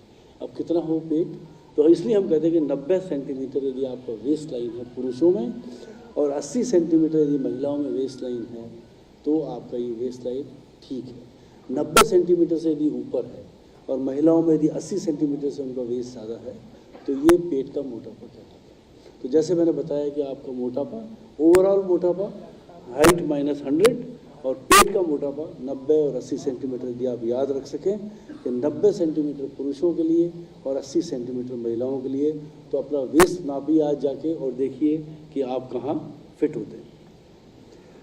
अब मोटापा क्यों खतरनाक है? हम कहते हैं कि पेट का मोटापा क्यों ज़्यादा खतरनाक है, इसलिए क्योंकि पेट की जो वसा है, पेट की जो चर्बी है, वो अधिक हानिकारक है। और इसलिए अधिक हानिकारक है कि इंसुलिन नाम का हार्मोन जो पैंक्रियास से निकलता है, जो आपकी शुगर को नियंत्रित करता है, उसके कार्य करने की क्षमता नष्ट हो जाती है। तो मोटापे की वजह से इंसुलिन काम नहीं कर पाती है, और वो खास तौर से पेट के मोटापे की वजह से। इसीलिए ऐसे लोगों को डायबिटीज़ होने की संभावना ज़्यादा है, जो भले ही गोल मटोल नहीं हो, परंतु यदि पेट ज़्यादा निकला हुआ है तो ऐसे लोगों को। इसलिए आप वज़न कम करने में न केवल अपना पूरा वज़न कम करें, बल्कि पेट को भी कम करने की कोशिश करें। तो ये देखिए आपने सूमो पहलवान, तो सूमो पहलवान मैंने इसलिए दिखाया कि ये जनरलाइज ओबेसिटी का, इनके पेट भी निकला है परंतु पूरा शरीर ही मोटा है, और इसमें डायबिटीज़, इस तरह की मोटापे में डायबिटीज़ होने की संभावना कम है। परंतु यदि अकेला ये पेट का मोटापा होता तो डायबिटीज़ होने की संभावना बहुत ज़्यादा होती है। अक्सर हम लोगों में ये इंटरेस्ट होता है कि आपने सुना होगा अपने डॉक्टर को कहते हुए कि टाइप 1 डायबिटीज़ किस तरह का है, कि ये टाइप 1 है या टाइप 2 है। तो अधिकांशतः हम जो ये कहते हैं कि जो टाइप 1 डायबिटीज़ है ये बच्चों में होती है, और सबसे जो महत्वपूर्ण लक्षण है वो है कि इनका शरीर और इनका वज़न बहुत जल्दी टूट जाता है, बहुत जल्दी कम हो जाता है। तो ऐसे लोगों में टाइप 1 डायबिटीज़ होने की संभावना ज़्यादा है। तो ख़ास तौर से बच्चों में, और ख़ास तौर से जब अचानक सडन वेट लॉस हो जाए तो हमें समझना चाहिए कि ये टाइप 1 डायबिटीज़ है। और ऐसे लोगों में लक्षण लगभग 100% बच्चों में होते हैं। तो इसलिए लक्षणों की वजह से ये अधिकांश अपने डॉक्टरों के पास आ जाते हैं। परंतु जो टाइप 2 डायबिटीज़ है वो अधेड़ और वृद्ध लोगों के लिए है, उनको ज़्यादा होती है। मोटापा जिनको होता है उनको ज़्यादा होती है, और लक्षण केवल 50 से 60% लोगों में होता है। इसलिए इसको रखो। और टाइप 2 डायबिटीज़ करीब 95% लोगों को टाइप 2 डायबिटीज़, और टाइप 1 डायबिटीज़ जो बच्चों में होती है वो बच्चों में जो होती है टाइप 1 डायबिटीज़ वो 20 साल से उम्र के कम के लोगों को होती है, और लक्षण 100% लोगों में होते हैं। और कोविड के बाद दोनों टाइप 2 डायबिटीज़ और टाइप 1 डायबिटीज़ दोनों ही रोगियों की संख्या बढ़ी है, क्योंकि कोविड का जो वायरस है कोविड-19 वो सीधा पैंक्रियाज को भी नुकसान पहुंचाता है और इंसुलिन के कार्य करने की क्षमता को भी कम कर देता है। टाइप 1 डायबिटीज़ में इंसुलिन ही नहीं होती, क्योंकि बीटा सेल जो है वो नष्ट हो जाती है, जबकि टाइप 2 डायबिटीज़ में इंसुलिन के कार्य करने की क्षमता में कमी, मोटापा और शिथिल जीवनचर्या सबसे महत्वपूर्ण कारण है। और कोविड-19 जैसा मैंने जिक्र किया उसकी वजह से भी डायबिटीज़ की संख्या बढ़ी। डायबिटीज़ के बात करने के बाद थोड़ा सा मैं उच्च रक्तचाप के बारे में भी इसलिए कहना चाहूँगा कि ये डायबिटीज़ से ज़्यादा कम। डायबिटीज़ जैसे मैंने कहा कि 11% या 15% लोगों को डायबिटीज़, परंतु उच्च रक्तचाप यदि देखा जाए कि जनरल पॉपुलेशन में भी 30% लोगों को उच्च रक्तचाप से पीड़ित है। अब उच्च रक्तचाप की क्या परिभाषा है? 140/90 यदि आपका ब्लड प्रेशर है। जब भी हम मरीज़ का ब्लड प्रेशर नापते हैं तो मरीज़ कहता है मैं दौड़ के आया हूँ, मैं अभी भाग के आया हूँ और मैं परेशान हूँ। तो हमेशा ब्लड प्रेशर, जब भी आप अपने डॉक्टर्स की क्लिनिक में पहुँचे, आप पहुँचिए, पहुँचने के बाद कम से कम 10 मिनट का आराम करिए, उसके बाद अपना ब्लड प्रेशर नपाइए। ब्लड प्रेशर केवल बड़ी उम्र के व्यक्तियों को नहीं कि 40, 50, 60 साल के होता हो, परंतु ये आजकल 30 साल की उम्र से भी लोगों को ज़्यादा होने लगा है। बच्चों में भी ब्लड प्रेशर, खासतौर से जब एडोलेसेंट ओबेसिटी है, जिनको 18-20 साल की उम्र में मोटापा है, उनको भी ब्लड प्रेशर होने लगा है। परिवार में भी किसी को ब्लड प्रेशर है तो भी आपको ब्लड प्रेशर होने की ज़्यादा संभावना है। किसी व्यक्ति को कभी लकवा हुआ है पहले तो उसको भी ब्लड प्रेशर होने की ज़्यादा संभावना है, क्योंकि लकवे का सबसे महत्वपूर्ण कारण ब्लड प्रेशर का बढ़ना ही है। 50% व्यक्तियों में कोई लक्षण नहीं होता ये ब्लड प्रेशर भी, इसीलिए हम ब्लड प्रेशर और डायबिटीज़ दोनों को साइलेंट किलर कहते हैं। साइलेंट इसलिए कि 50% व्यक्तियों में किसी भी तरह का कोई लक्षण नहीं होता। लक्षण थकान, सिर दर्द, भारीपन, चक्कर आना, सांस फूलना, छाती में दर्द और हार्ट अटैक, तो ये सारे जो लक्षण हैं ब्लड प्रेशर के हैं। इसीलिए ब्लड प्रेशर भी, जैसा मैंने कहा कि 50% व्यक्तियों में कोई लक्षण नहीं होते, तो ये भी आप 35 वर्ष की उम्र के बाद वर्ष में एक बार जरूर नपवाएं। यदि एक बार आपका रीडिंग ज़्यादा आता है तो फिर इसको 2-3 बार दोबारा नाप के पक्का करें, कंफर्म करें और फिर इसका इलाज शुरू करें। जब भी ब्लड प्रेशर नपवाएं हमेशा बैठ के नपवाएं, दाईं भुजा में नपवाएं, 15 मिनट आराम के बाद नपवाएं। और डायबिटीज़ के मरीजों को हम कहते हैं वो खड़े होकर भी नपवाएं, क्योंकि उनका खड़े होने से उनका ब्लड प्रेशर ज़्यादा गिर जाता है और कई बार उनको चक्कर आते हैं। तो इसलिए कोशिश करें कि ब्लड प्रेशर नपवाने का भी एक तरीका है, उसी को ढंग से नपाएं। कुछ लोग कहते हैं वाइट कोट हाइपरटेंशन कि आप डॉक्टर के वाइट कोट से आप घबरा गए और घबराने की वजह से ब्लड प्रेशर हो गया। तो इस अवस्था में आप 15 मिनट रेस्ट करके दोबारा अपने ब्लड प्रेशर को नपवाएं। यदि वो 140/90 से ऊपर आता है तो वो ब्लड प्रेशर या उच्च रक्तचाप आपको है। तो इसीलिए मधुमेह व उच्च रक्तचाप ये दोनों साथ साथ चलते हैं, क्योंकि जिनको ब्लड प्रेशर है कम से कम 60% लोगों को डायबिटीज़ है, और जिनको डायबिटीज़ है करीब 90% लोगों को ब्लड प्रेशर है। इसीलिए हम कहते हैं कि ब्लड प्रेशर और डायबिटीज़ दे रन टुगेदर। दोनों एक तरह से देखा जाए तो पति पत्नी की तरह हैं और दोनों साथ साथ चलते हैं। सभी की समस्याएं हैं। ब्लड प्रेशर और डायबिटीज़ जब दोनों मिल जाते हैं तो 1 और 1 11 बन जाते हैं। ये 1 और 1 2 नहीं, बल्कि 1 और 1 11 बन जाते हैं और शरीर के प्रत्येक अंग को नुकसान पहुंचाते हैं। चाहे वो आपका हार्ट हो, चाहे वो आपका किडनी हो, चाहे वो आपका लिवर हो, चाहे वो आपका ब्रेन हो। पहले ऐसा मानते थे कि डायबिटीज़ की वजह से सारे अंगों को नुकसान होता है, केवल ब्रेन को नहीं। परंतु अब सारा रिपोर्ट ऐसे आए हैं कि जिसमें ब्रेन को भी नुकसान होता है। और आपने सुना होगा डिमेंशिया, एल्जीमर्स डिजीज़, वो डायबिटीज़ के मरीजों में भी 3 गुना ज़्यादा आम है बजाय नॉन डायबिटिक मरीजों में। तो कहने का तात्पर्य ये है कि दोनों बीमारी हैं जो दोनों साइलेंट किलर हैं, दोनों धीरे धीरे होती हैं, दोनों लंबा समय लेती हैं। आपको इतना लंबा समय देती है 8 से 10 वर्ष का कि जिसमें आप चेत सकें, जिसमें आप जागरूक बन सकें और इसको रोक सकें। परंतु हम में से अधिकांश लोग इसको नहीं रोक पाते और इनकी समस्याओं से ग्रस्त होते हैं। लक्ष्य कोशिश करें कि 130/80 यदि आपका किडनी में कोई डैमेज शुरू हुआ है, यदि 140/90 से अपने ब्लड प्रेशर को कम रखने की कोशिश करें। और किसी भी समय रीडिंग नापें, चाहे सुबह, चाहे दोपहर, शाम, ये 140/90 से कम होना चाहिए। एक सवाल और पूछा जाता है कि ब्लड प्रेशर की दवाइयाँ कब लें। कोशिश करें कि यदि आप दो टाइम गोलियों पर हैं तो एक सुबह शाम में, उसमें कोई मुश्किल है ही नहीं। परंतु यदि आप एक गोली खाते हैं ब्लड प्रेशर की तो हमेशा कोशिश करें कि उसको रात को ही लें, रात को 8 बजे या 9 बजे के आसपास लें, क्योंकि ब्लड प्रेशर से होने वाले 2 जो दुष्प्रभाव हैं, हार्ट अटैक और लकवे, ये सब सुबह मॉर्निंग में 4 या 5 बजे के आसपास होते हैं। तो रात में जब ब्लड प्रेशर बढ़ता है तो उस ब्लड प्रेशर बढ़ने की वजह से ये लकवा या हार्ट अटैक सब सुबह होते हैं। तो इसलिए ब्लड प्रेशर का यदि आप एक बार दिन में कोई गोली खा रहे हैं उसको रात को लें, ताकि रात वाला ब्लड प्रेशर आपका नहीं बढ़े। मधुमेह एवं वृक्क रोग, तो दोनों ही, जैसे मैंने कहा, मधुमेह और ब्लड प्रेशर, उच्च रक्तचाप, दोनों का किडनी पे खास तौर से अटैक है। और ये सबसे महत्वपूर्ण कारण है इस समय कि डायलिसिस और ट्रांसप्लांट जो हो रहे हैं किडनी में, वो डायबिटीज़ की वजह से हो रहे हैं। और इसीलिए कोशिश करें कि शुगर, ब्लड प्रेशर और मोटापा, इन तीनों को नियंत्रण में करें, ताकि हम मधुमेह और उच्च रक्तचाप की वजह से, डायबिटीज़ की वजह से और ब्लड प्रेशर की वजह से किडनी को जो नुकसान हो रहा है उसको रोका जा सके। तो ये सारी समस्याएं हैं। आप इनको देख के डरे नहीं, इनको देख के घबराएं नहीं। इतना ज़रूर रखें कि यदि आप डायबिटीज़ को रोक सकते हैं या डायबिटीज़ होने के बाद उसको अच्छी तरह नियंत्रित कर सकते हैं, आप सारी समस्याओं से बच सकते हैं। चाहे वो रेटिनोपैथी हो, चाहे सबसे महत्वपूर्ण कारण आँख से रोशनी जाने का डायबिटीज़ है, चाहे वो हार्ट अटैक हो, चाहे वो लकवा हो, चाहे वो पाँव में गैंग्रीन हो, सारी समस्याओं को रोका जा सकता है यदि आप शुगर और ब्लड प्रेशर दोनों को अच्छा कंट्रोल कर सकें। ये चारों सभी आप देखिए, सभी पहचानते हैं और सभी डायबिटीज़ में भी काम करते हैं और सभी रिवर्सल का बात कर रहे हैं। ये इसलिए मैंने फ़ोटो दिखाया कि ये सभी आजकल रिवर्सल का बात कर रहे हैं कि डायबिटीज़ को रिवर्सल कर सकते हैं। तो ये संभावना है और बहुत सारी दवाइयाँ हमारे देश में उपलब्ध हैं। हमें इनसे कोई मुश्किल नहीं है, आप इनको भी खाइए, पर हमारी दवाइयाँ ज़रूर खाइए, क्योंकि वो निश्चित रूप से काम करती हैं।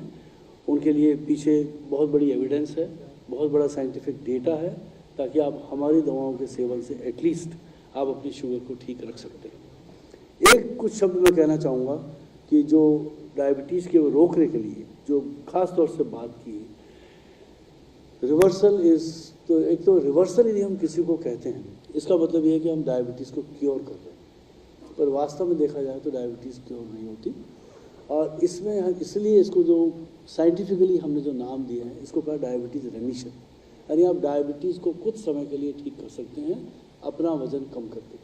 और एक सबसे बढ़िया स्टडी जो पिछले 2 साल पहले आया, उस स्टडी में ये दिखाया है कि आपने यदि अपना वज़न 15 किलो यदि कम किया है, 15 किलो यदि कम किया है, उन लोगों का डायबिटीज़ रेमिशन रहा और वो डायबिटीज़ कम से कम आगे आने वाले 3 वर्षों तक ठीक रहा। परंतु वज़न जैसे ही बढ़ा फिर वापस डायबिटीज़ दोबारा। तो इसलिए मैंने इसको कहा डायबिटीज़ रेमिशन, न कि डायबिटीज़ रिवर्सल। तो हम न ये दावा करना चाहते हैं और न हम आपको इस मुगालते में रखना चाहते हैं कि डायबिटीज़ ठीक कर सकते हैं। ठीक होना मुश्किल है, पर इतना ज़रूर है कि आप इसको रेमिशन में ला सकते हैं यदि आप अपना वज़न कम करें और उस वज़न को फिर मेंटेन करें। तो सबसे बड़ी समस्या ये है कि वज़न कम हो जाता है, परंतु वज़न को मेंटेन करना या वज़न को बनाए रखना या उस वज़न को बनाए रखना फिर लंबे समय तक बहुत मुश्किल है, क्योंकि आप उसी लाइफस्टाइल पे कई लंबे समय तक नहीं जी सकते। इसलिए मैं कहता हूँ कि लाइफस्टाइल में आप कोशिश में वही करें जो रियल वर्ल्ड सेटिंग में आप दुनिया में जैसे जी रहे हैं वैसे ही जिएँ, बजाय ये कि 1 महीना 2 महीने के लिए किसी आश्रम में जाके आपने कोशिश किया और वहाँ खाने के लिए सब बंद, कुछ सब्जियाँ केवल और रोटी बिल्कुल बंद। ये असंभव है, ऐसा ज़िंदगी आप नहीं जी सकते हैं और ऐसा कोशिश भी नहीं करते। तो हम कहें कि आप अपने घर में सामान्य रूप से जीते हुए अपना खाने का परहेज, अपनी सैर और करके और वज़न कम करते हैं और दवाइयों की मदद से भी वज़न कम कर सकते हैं, जो काफ़ी दवाइयाँ उपलब्ध हैं। तो यदि आप उसको फिर मेंटेन कर सकते हैं तो डायबिटीज़ को आप ठीक रख सकते हैं, डायबिटीज़ को बल्कि आप रेमिशन में भी ला सकते हैं। तो ये पॉसिबल है, तो ये असंभव नहीं है, संभव है, परंतु एक ही शर्त है कि आप अपने वज़न को मेंटेन रखें। मधुमेह का उपचार, केवल 2 लाइन में कहना चाहूँगा, क्योंकि एक ज़माना था आज से करीब 20 साल पहले डायबिटीज़ के लिए केवल 2 ही दवाइयाँ उपलब्ध थी। आपने भी सुना होगा, डोवोनिल नाम का एक गोली और एक इंसुलिन, और कोई ही दवाई उस समय उपलब्ध नहीं थी। परंतु आज पिछले 22 वर्षों में आप देखा जाए तो डायबिटीज़ में इतना रिसर्च हुआ है और इतनी नई दवाइयाँ आई हैं जो तरह तरह के अंगों पे काम करके डायबिटीज़ को ठीक करती हैं। तो परंतु टाइप 1 डायबिटीज़ वाले बच्चों को केवल एक ही प्राणदायक औषधि है, वो है इंसुलिन। तो यदि कोई भी आपसे कहे कि मैं टाइप 1 डायबिटीज़ की इंसुलिन बंद कर दूंगा, असंभव है, ये कोई बंद नहीं कर सकता। और इंसुलिन बंद करते ही टाइप 1 डायबिटीज़ के बच्चों का शुगर बढ़ेगा, उनके शरीर में कीटोन्स भी आ जाएंगे और उनको सांस में दिक्कत होगी और वो बेहोशी की तरफ चले जाएंगे। तो इसलिए टाइप 1 डायबिटीज़ यदि आपके डॉक्टर साहब ने लेबल किया है किसी को, तो उसमें कभी भी इंसुलिन को बंद नहीं करें, किसी के कहने से भी बंद नहीं करें। टाइप 2 डायबिटीज़ के मरीजों के लिए लाइफस्टाइल, उसकी जिक्र हम बार बार करेंगे और सवाल जवाब में भी आपसे बात करेंगे। गोलियाँ, बहुत तरह की दवाइयाँ उपलब्ध हैं और अंत में यदि नहीं ठीक हो तो इंसुलिन। और जैसा मैंने पहले जिक्र किया कि 10 से 15 किलो वज़न यदि आप कम कर सकें तो डायबिटीज़ को रेमिशन में भी ला सकते हैं, डायबिटीज़ को आप ठहरा सकते हैं जब तक आपका वज़न ठहरता है। सो बचाव का हमने बात किया, वज़न कम करें, सैर कितना करें, 30 मिनट प्रतिदिन, हफ्ते में 6 दिन, 1 दिन का रेस्ट। और कोशिश करें कि सैर करते समय यानी स्पीड का हमने जिक्र किया कि लगभग 7 या 8 मिनट में 1 किलोमीटर चलें। यदि ये संभव नहीं है तो 10,000 स्टेप्स का एक वो भी तरीका है, वो आप कर सकते हैं। सैर करते समय पसीना यदि आता है आपको, इसका मतलब आपकी जो सैर है वो ब्रिस्क है, तो it should be moderate intensity walk. तो सैर करें, सैर करते समय आपको पसीना यदि आता है तो दैट्स ए गुड साइन। और एक होता है टारगेट हार्ट रेट, वो आप यदि अचीव करते हैं तो दैट्स आल्सो गुड साइन कि आपने ब्रिस्क वॉक किया है। व्यायाम में एक चीज़ और मैं बताना चाहूँगा कि केवल एक ही तरह ब्रिस्क वॉक, ये सबसे बढ़िया एक्सरसाइज है, सबसे इनएक्सपेंसिव है, कोई खर्च नहीं है इसमें।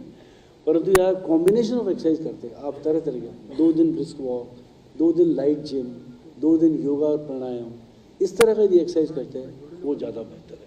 क्योंकि वृद्धावस्था है, जैसे जैसे आपकी उम्र बढ़ती है आपकी मांसपेशियों की कार्य करने की क्षमता कम हो जाती है। तो उन मांसपेशियों को मजबूत करने के लिए यदि आप आइसोमेट्रिक एक्सरसाइज यानी जिम वाली एक्सरसाइज, जिम की तरह की एक्सरसाइज, और यदि आप जिम में नहीं जा सकते या जिम को अफोर्ड नहीं कर सकते तो तो हमारी जो पहले है दंड और बैठक जो हम लगाया करते थे, पुशअप्स एंड सेट्सअप, यदि आप उसको भी करते हैं तो these are the better exercises than even your gym exercise. So brisk walk, gym, yoga and pranayama, यदि इन सभी को 2-2 दिन बांटें तो ज़्यादा बेहतर है, ज़्यादा अच्छा परिणाम आए। मेडिटेशन का भी मैंने इसलिए कहा कि तनाव, स्ट्रेस आजकल हर एक की ज़िंदगी में है, कुछ वाजिब भी है और कुछ शायद हम ज़्यादा लेते हैं। तो कोशिश करें कि तनाव मुक्त बने, जो संभव तो नहीं है, परंतु कोशिश करें कि इसको हम ध्यान से और मेडिटेशन से इसको भी कम करें। भोजन सबसे ज़िंदगी में महत्वपूर्ण चीज़ भोजन ही है, तो शाकाहारी बनने का कोशिश करें, क्योंकि शाकाहारियों का उम्र मांसाहारियों से कम 4 से 5 वर्ष ज़्यादा होता है। ये मेरा कहना नहीं है, ये कई सारे वैज्ञानिक डेटा हैं, साइंटिफिक डेटा हैं, वो ये बताते हैं कि शाकाहारियों का जो आयु है वो 4 या 5 वर्ष ज़्यादा होता है बजाय मांसाहारी। कितना फल एवं सब्जियों का प्रयोग करें, तो WHO का भी एक रिकमेंडेशन है जिसमें उन्होंने बात किया है कि दिन में 2 सर्विंग ग्रीन वेजिटेबल और 3 सर्विंग फ्रूट्स का, और ईच सर्विंग में भी अराउंड 150 से 200 ग्राम, तो 150 से 200 ग्राम यदि फ्रूट्स दिन में 3 बार, और मल्टी कलर्ड बजाय एक ही फ्रूट खाने के, if you take a multi coloured fruits they are more useful. तो मल्टी कलर्ड फ्रूट्स का क्यों, तो तरह तरह के जो रंग बिरंगे फल हैं वो फल खाने से एक तो सब तरह के उसमें एंटीऑक्सीडेंट्स आपको मिलते हैं जो आपके शरीर की तो इम्यूनिटी सिस्टम को बढ़ाते हैं। और फल खाना इसलिए भी आवश्यक है, फल और सब्जियां एंटीऑक्सीडेंट, वो आपके हार्ट अटैक की संभावना को भी कम करते हैं। तो हम लोग यदि अपना देखें दैनिक जीवनचर्या में कि कितनी बार फल खाते हैं, कितनी बार हम हरी सब्जियां खाते हैं, तो शायद हम ये लोग नहीं कर पाते। सबसे जो चीनी है, सबसे जो मोस्ट एडिक्टेड सब्सटेंस है दुनिया में, लोग कहेंगे अफीम है, लोग कहेंगे हीरोइन है, लोग कहेंगे गांजा है, नहीं, सबसे एडिक्टेड सब्सटेंस है वो चीनी। आप चीनी के बिना एक दिन नहीं रह सकते। चाय की शुरुआत चीनी से, तो हर चीज़ में चीनी है। मिठाइयाँ हमारे यहाँ बेशुमार मिठाइयाँ, तो सब में चीनी है। और चीनी का सबसे बड़ा नुकसान है, हालांकि ब्रेन के लिए सबसे इम्पॉर्टेंट सब्सटेंस जो है वो फ्यूल जो है वो है चीनी है, परंतु चीनी जब अधिक मात्रा में हो तो ब्रेन में वो इन्फ्लामेशन करती है, ब्रेन में वो आग लगा देती है। तो चीनी सबसे ज़्यादा नुकसानदायक हमारे मस्तिष्क के लिए। तो कोशिश करें, आपको यदि मीठा खाने की इच्छा है तो फल खाइए, फलों में ठीक मीठा, और फल में क्योंकि फाइबर बहुत ज़्यादा है, उस फाइबर होने की वजह से आपको जो शरीर में जो रक्त में जो चीनी की मात्रा जो बढ़ती है वो काफ़ी कम बढ़ती है। और यही फल यदि आप जूस के तौर पे लें, यानी जूस पिएं, तो चीनी और शुगर ब्लड शुगर बहुत तेज़ी से बढ़ती है। तो कोशिश करें कि जूस नहीं लें। 3 सर्विंग फ्रूट का कोशिश करें, 150 से 200 ग्राम मल्टी कलर्ड फ्रूट। और इसमें एक नट्स के बारे में मैंने लिखा, मैं आपको उसके बारे में बताना चाहूँगा कि लोगों में ये आम धारणा है कि बादाम खाएं या अखरोट खाएं तो इनमें कोलेस्ट्रॉल बहुत ज़्यादा है। तो ये याद रखें कि बादाम, जितने भी हमारे ड्राई फ्रूट्स हैं, सब में कोलेस्ट्रॉल 0 है, क्योंकि कोलेस्ट्रॉल का सोर्स केवल एक ही है, वो है जो भी एनिमल सेल से आया है उसमें ही कोलेस्ट्रॉल है। तो जैसे घी है, घी में कोलेस्ट्रॉल है क्योंकि घी दूध से आया और दूध पशु से आया। और जो भी वेजिटेबल्स हैं, जो भी हमारी जो हरी सब्जी, जो भी हमारा जो खेती से पैदा हुआ है, उसमें सब में कोलेस्ट्रॉल 0 है। सो बादाम में कोलेस्ट्रॉल 0, अखरोट में कोलेस्ट्रॉल 0। तो इसलिए हम कहते हैं भाई 10 बादाम आप रोज़ ज़रूर खाएं। तो और अखरोट का तो शेप भी भगवान ने बिल्कुल ब्रेन के जैसे बनाया है। तो यदि आप अखरोट खाते हैं, 10 बादाम खाते हैं, और ख़ास तौर से रात को भिगो के खाते हैं, क्योंकि भिगो के खाने से उसमें जो न्यूरोजेनिक अमाइनो एसिड्स हैं वो काफ़ी बढ़ जाते हैं, बजाय ये कि सूखे बादाम खाया जाए। तो इस तरह का यदि हम प्रयोग करें तो ये भी हमारे शरीर के लिए फ़ायदेमंद है। दो चीज़ें मैं और बताना चाहूँगा आपको। हमारा भोजन के स्टाइल में थोड़ा चेंज करें। अक्सर हमारा जो रात्रि का भोजन है, डिनर है, 10 बजे बाद, 11 बजे बाद। शादियों में जाते हैं हम तो बारात आने के बाद 12-1 बजे तक। जितना लंबा, जितना देर से ज़्यादा भोजन होगा उतना ही आपका वज़न ज़्यादा बढ़ेगा। कारण क्या है उसका? तो हमारी एक क्लॉक है बॉडी में, बायोलॉजिकल क्लॉक जिसको हम कहते हैं। तो उस क्लॉक के हिसाब से सारे हार्मोन्स जो खाने को पचाते हैं वो सब शाम को 6 बजे 7 बजे सनसेट के आसपास होता है। यदि आपका खाना ही रात को 9 बजे हुआ 10 बजे हुआ तो वो बायोलॉजिकल क्लॉक आपकी डिस्टर्ब हो जाती है। तो एक बहुत बढ़िया स्टडी हुआ जिसमें उन्होंने सेम क्वांटिटी का खाना सुबह दिया और उन्हीं लोगों को सेम क्वांटिटी का खाना शाम को दिया। तो उन लोगों का वज़न जिन्होंने शाम को खाया और लेट खाया, 10 बजे उन्होंने खाना खिलाया, उनका वज़न ज़्यादा बढ़ा, बजाय वही खाना उसी मात्रा में जब सुबह खाया गया तो वज़न नहीं बढ़ा। तो हमारी जो बायोलॉजिकल क्लॉक है वो भी शाम को 6 बजे तक उसका टाइम चेंज हुआ था, 7 बजे मान लीजिए सनसेट के आसपास।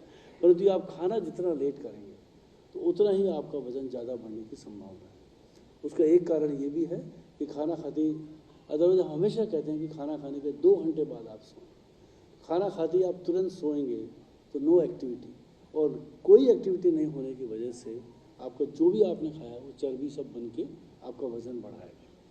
इसके अतिरिक्त जो साइंस वाली बात है कि रात में जितने भी हार्मोन्स बनते हैं वो सारे हार्मोन्स आपको वज़न बढ़ाने के लिए होते हैं, और यदि आपने रात को खाना लेट खाया वो सारे हार्मोन्स भी आपके वज़न बढ़ाने में काम करते हैं। तो इसलिए कोशिश करें कि शाम का खाना 7 बजे सनसेट से पहले खाएं तो बहुत ही बढ़िया, यदि नहीं है तो 8 बजे से पहले खाना खाएं। शाम का खाना हमेशा हल्का हो और शाम को खाने के बाद 15 मिनट से 20 मिनट की सैर अवश्य करें। यदि आप सुबह की सैर करते हैं तो हमने भी एक स्टडी किया जिसमें हमने दिखाया कि सैर कब करना चाहिए। तो सैर यदि आप सुबह करते हैं या सैर हर खाने के 15 मिनट बाद करते हैं, यदि आप सुबह करते हैं सैर और वर्सेस हर खाने के 15 मिनट बाद दिन में 3 बार, यानी दोनों सैर 45 मिनट की है। शुगर का कंट्रोल बेटर है यदि आप हर खाने के 15 मिनट बाद 15 मिनट की सैर करते हैं। तो सैर जो डायबिटीज़ के मरीज़ हैं या जो डायबिटीज़ के मरीज़ नहीं हैं, यदि वो 15 मिनट का समय निकाल सकते हैं, खाने के 15 मिनट बाद 15 मिनट की सैर कर सकते हैं, तो 15 मिनट में रफली आप 1500 स्टेप्स चलेंगे तो आपके 4500 स्टेप्स इसी तरह से पूरे हो जाएंगे। और निश्चित रूप से आपकी शुगर भी, यानी आम आदमी में भी, सामान्य आदमी में भी शुगर कम रहेगी और डायबिटीज़ में भी कम होगी। तो शाम का खाना हल्का, शाम का खाना जल्दी, खाने के 2 घंटे बाद तक सोए नहीं, और चीनी का सेवन जहाँ तक हम बचा सकें कोशिश करें बचाएं, और नट्स यानी ड्राई फ्रूट्स का सेवन भी अवश्य करें। शराब एवं धूम्रपान त्याग, शराब निश्चित रूप से कोई इसको समर्थन नहीं करेगा, धूम्रपान इसका भी कोई समर्थन नहीं करेगा। नमक को मैंने इसलिए लिया,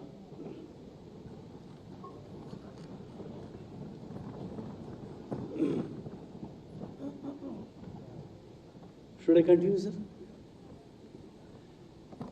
सो नमक, आप कहें कि शरीर में नमक है तो जान है, और शरीर में नमक नहीं है तो जान नहीं है। और नमक इसीलिए प्राणदायक है क्योंकि सोडियम यदि आपका कम हुआ तो आपको एक्सट्रीम एग्जॉशन, अधिकतम थकान, और कई बार ये कम सोडियम आपको बेहोशी की तरफ ले जा सकता है। इसलिए नमक आवश्यक है, परंतु ज़्यादा नमक प्राणघातक है। ज़्यादा नमक का यदि आप प्रयोग करेंगे तो आपका ब्लड प्रेशर तुरंत बढ़ता है। यदि आप 1 चम्मच भी नमक या आधा चम्मच भी नमक अतिरिक्त खाते हैं तो आपका ब्लड प्रेशर तुरंत बढ़ता है। और ये सबसे बड़ा नमक का दुष्प्रभाव है कि ये नमक का असर तुरंत आता है। तो इसलिए कोशिश करें कि नमक का जो सेवन है 2 से 4 ग्राम प्रतिदिन, यानी जो आपकी सब्जी में, दाल में जो डलता है वो ही नमक डालिए। इसके अतिरिक्त टेबल पर जो सॉल्ट है उसका प्रयोग नहीं करें। कोशिश करें कि भोजन जो है वो ताज़ा हो, बजाय ये कि प्रोसेस्ड फूड, यानी फूड को आप जब बार बार गर्म करते हैं तो उसमें 2 नुकसान होते हैं। जितने भी प्रिजर्व्ड फूड हैं सब में नमक की मात्रा ज़्यादा होती है, क्योंकि नमक को भी एज ए प्रिजर्वेटिव बहुत लोग प्रयोग करते हैं। और दूसरा ये कि जब बार बार किसी को हीट और रीहीट करते हैं ट्रांस फैट की मात्रा बढ़ती है, तो वो भी आपको शरीर को नुकसान पहुंचाती है। लोग ये भी पूछते हैं कि आजकल एक फैशन और चला है कि आयोडाइज साल्ट खाएं या रॉक साल्ट खाएं। तो कई लोग कोशिश करते हैं कि रॉक साल्ट खाएं बजाय आयोडाइज साल्ट। हमेशा हम आयोडाइज साल्ट का प्रयोग करें, क्योंकि हमारे देश की, हमारा अपना भी स्टडी है जिसमें हमने दिखाया कि देश में काफ़ी हिस्सों में अब आयोडीन की मात्रा की कमी पूरी हो चुकी है, इससे वो क्योंकि आयोडाइज साल्ट का प्रयोग करते हैं। जो रॉक्स और आयोडाइज साल्ट जितना भी आता है हमारे देश में सारा गुजरात से आता है, और उसमें आयोडीन ऊपर से डाला जाता है, और आपके पहुँचते पहुँचते वो आयोडीन की मात्रा भी उसमें कम हो जाती है। रॉक सॉल्ट में आयोडीन बिल्कुल नहीं होता। रॉक सॉल्ट सारा पाकिस्तान से आता है और वो जिसको हम लाहौरी नमक या जिसका रंग थोड़ा सा ब्राउनिश टाइप इस तरह का रंग होता है, उसमें कैल्शियम और उसमें मैग्नीशियम ज़्यादा होता है, परंतु वो आयोडीन मुक्त होता है। तो हम लोग सब आयोडीन वाला ही साल्ट का प्रयोग करें, क्योंकि यूपी वाला जो बेल्ट है ये भी आयोडीन डेफिशिएंट बेल्ट है। तो आयोडाइज सॉल्ट का ही प्रयोग करें बजाय ये रॉक सॉल्ट का। नमक की मात्रा को 2 से 4 ग्राम रखें। अधिक नमक का सेवन नहीं करें, क्योंकि हम लोग अक्सर अचार में, पापड़ में, इनमें काफ़ी नमक की मात्रा ज़्यादा होती है और वो सोडियम हमको नुकसान पहुंचा सकता है। सो मधुमेह, उच्च रक्तचाप, ये कॉम्बिनेशन आम है। जिनको मधुमेह है 80% लोगों को ब्लड प्रेशर भी है, और जिनको ब्लड प्रेशर है उनमें 40% लोगों को डायबिटीज़ भी है। सो दे आर रनिंग टुगेदर।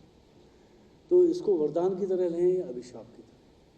तो मैं कहूँगा इसको, मैं इसलिए नहीं कहूँगा कि मैं डायबिटीज़ का डॉक्टर हूँ इसलिए ये वरदान है, नहीं तो बाकी अभिशाप है। नहीं, वरदान इसलिए है। तो एक चीज़ अब जो देखा पिछले 30 साल जो PGI में मैंने काम किया, जो भी मरीज़ साल में 3 या 4 बार आके दिखा गए वो सब 75 को क्रॉस कर गए, यानी उनकी उम्र बढ़ी। और जो मरीज़ नहीं आए, साल में 1 बार फिर ठीक हो गया, दवाई छोड़ दिया, नहीं आए, 2 बार आए, वो लोग चले गए। तो कहने का तात्पर्य है कि बीमारी होने की वजह से, क्योंकि अभी हमारी इतनी जागरूकता नहीं है हम लोगों में कि बीमारी नहीं हो तो फिर भी हम जांच करें और डॉक्टर से मिलें। तो बीमारी होने के बाद आपको अपने डॉक्टर से मिलने का अवसर मिलता है, और हर बार कुछ ना कुछ नया पकड़ में आता है। शुगर आपकी ठीक नहीं है, उसकी दवाइयाँ बढ़ जाती हैं या इंसुलिन भी लग सकती है। ब्लड प्रेशर आपका ठीक नहीं है, उसकी दवाई बढ़ जाती है। कोलेस्ट्रॉल आपका ज़्यादा है, उसकी दवाई मिल जाती है। यूरिक एसिड ज़्यादा है, उसकी दवाई मिल जाती है। तो कारण ये है कि आपका आपके डॉक्टर से संपर्क बढ़ता है।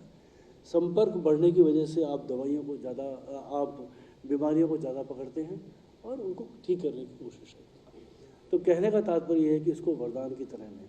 और मैंने जो जिन 4 सेलिब्रिटीज़ के आपको फ़ोटो दिखाए वो सभी अपनी ऊंचाइयों पर हैं, क्योंकि इसलिए कि बीमारी जो है इसको आप वरदान की तरह लें। अभिशाप की तरह लेंगे आप डिप्रेशन में जाएंगे और जल्दी ही अपने शरीर को नुकसान पहुंचाएंगे।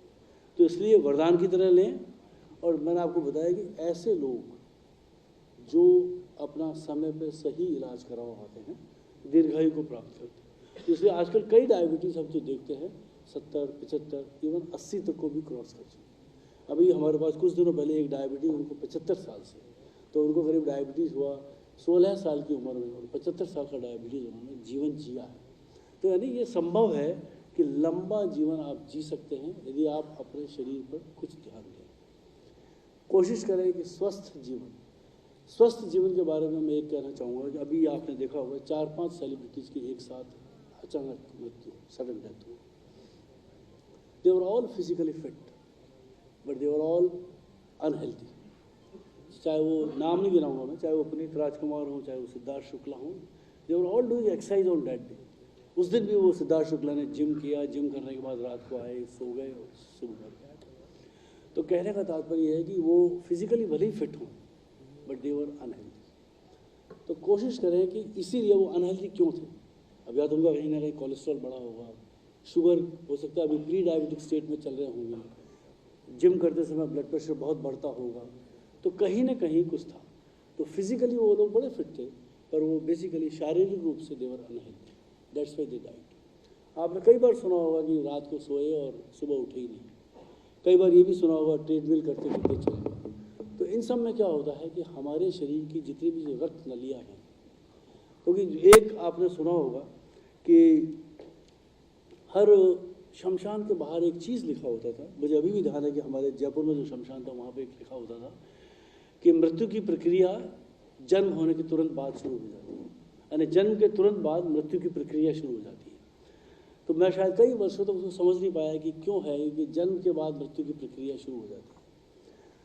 तो यदि हम देखें शरीर में जो हमारा गंदा कोलेस्ट्रॉल है, बैड कोलेस्ट्रॉल जिसको हम कहते हैं, पैदाइश के समय यानी नियोनेट में 28 दिन की उम्र के समय केवल 30 मिलीग्राम पर डेसीलीटर होता है, और यही कोलेस्ट्रॉल 1 साल की उम्र तक बढ़ते बढ़ते 100 मिलीग्राम पर डेसीलीटर आ जाता है।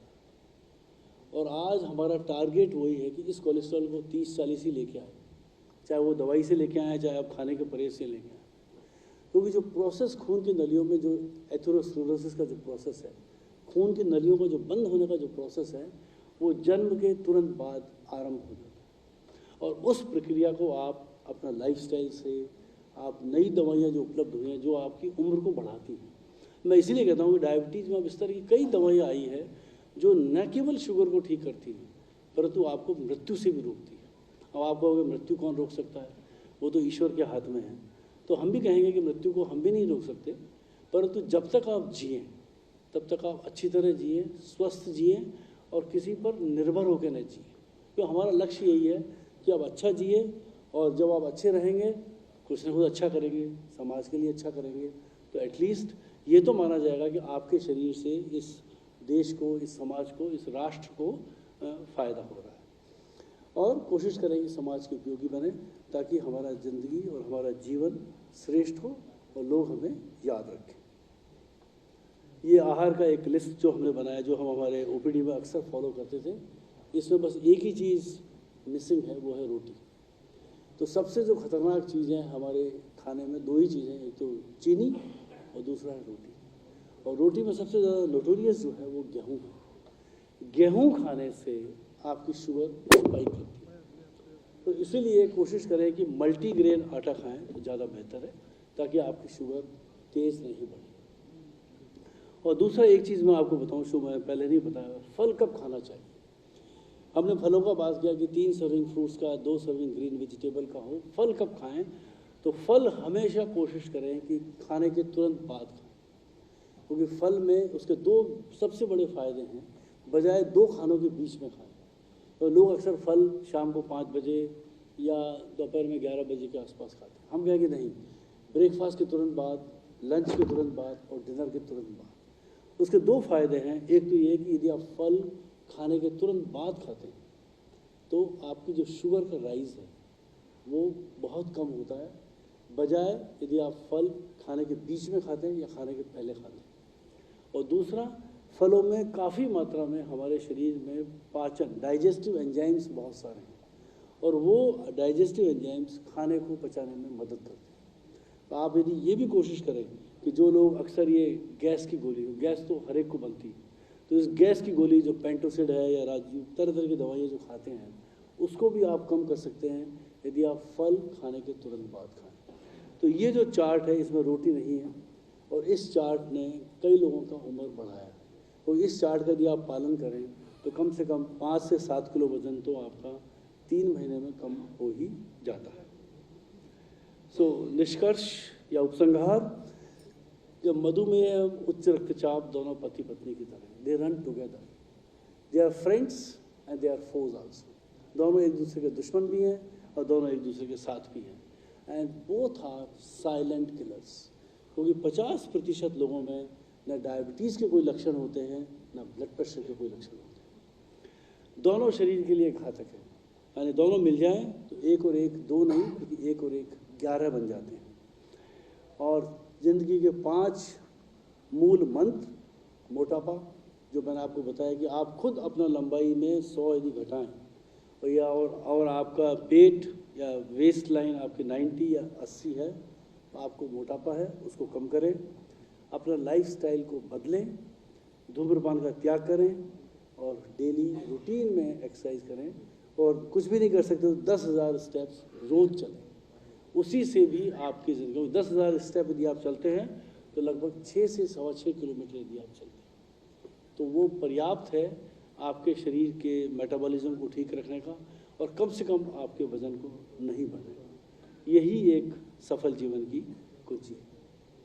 धन्यवाद, बहुत बहुत साधुवाद।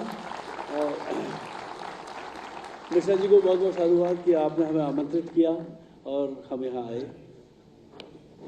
बहुत बहुत धन्यवाद डॉक्टर साहब। और सर्वप्रथम मैं उत्तर प्रदेश शासन के मुख्य सचिव श्री दुर्गा शंकर मिश्र जी का हार्दिक स्वागत करती हूँ, और मंच पर सादर आमंत्रित करती हूँ मुख्य सचिव महोदय को, अपर मुख्य सचिव महोदय को और प्रोफेसर RK धीमान सर को।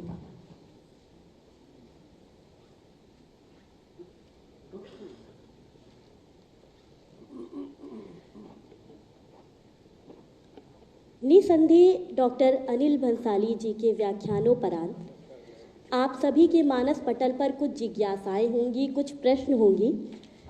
तो मेरा आप सभी से अनुरोध है कि यदि आपके कुछ प्रश्न हैं तो डॉक्टर साहब से आप अपने प्रश्न अवश्य पूछें। आपके प्रश्नों का स्वागत है।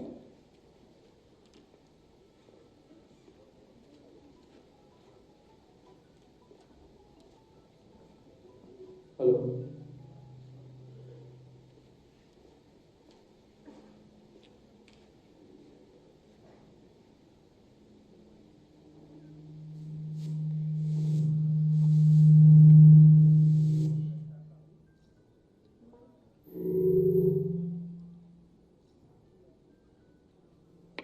कृपया आप आगे आ जाएं।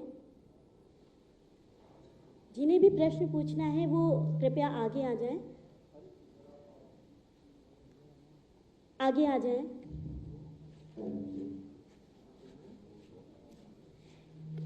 और किसी का कोई प्रश्न हो तो कृपया हाथ उठाएं।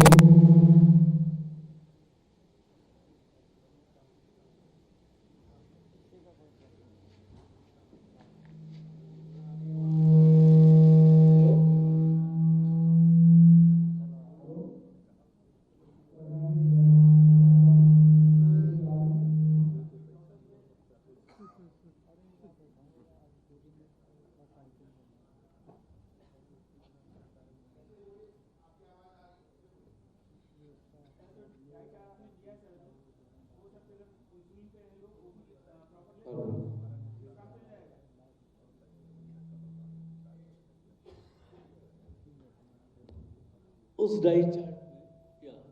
डाइट चार्ट में खास तौर से उन लोगों के लिए है जो इंसुलिन पे नहीं है, क्योंकि उसमें रोटी की मात्रा बिल्कुल नहीं है।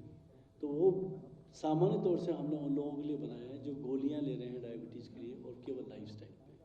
जो इंसुलिन पे है उनके लिए थोड़ा अलग से प्रिकॉशन इसलिए आवश्यक है क्योंकि हर इंसुलिन के कार्य करने की क्षमता का एक विशेष पीरियड होता है। यदि उस पीरियड को खाने से कवर नहीं किया गया तो उनको हाइपोग्लाइसीमिया हो सकता है। इसलिए ये चार्ट वो लोग सावधानी से पालन करें और ध्यान रखें कि हाइपोग्लाइसीमिया किसी भी हालत में नहीं।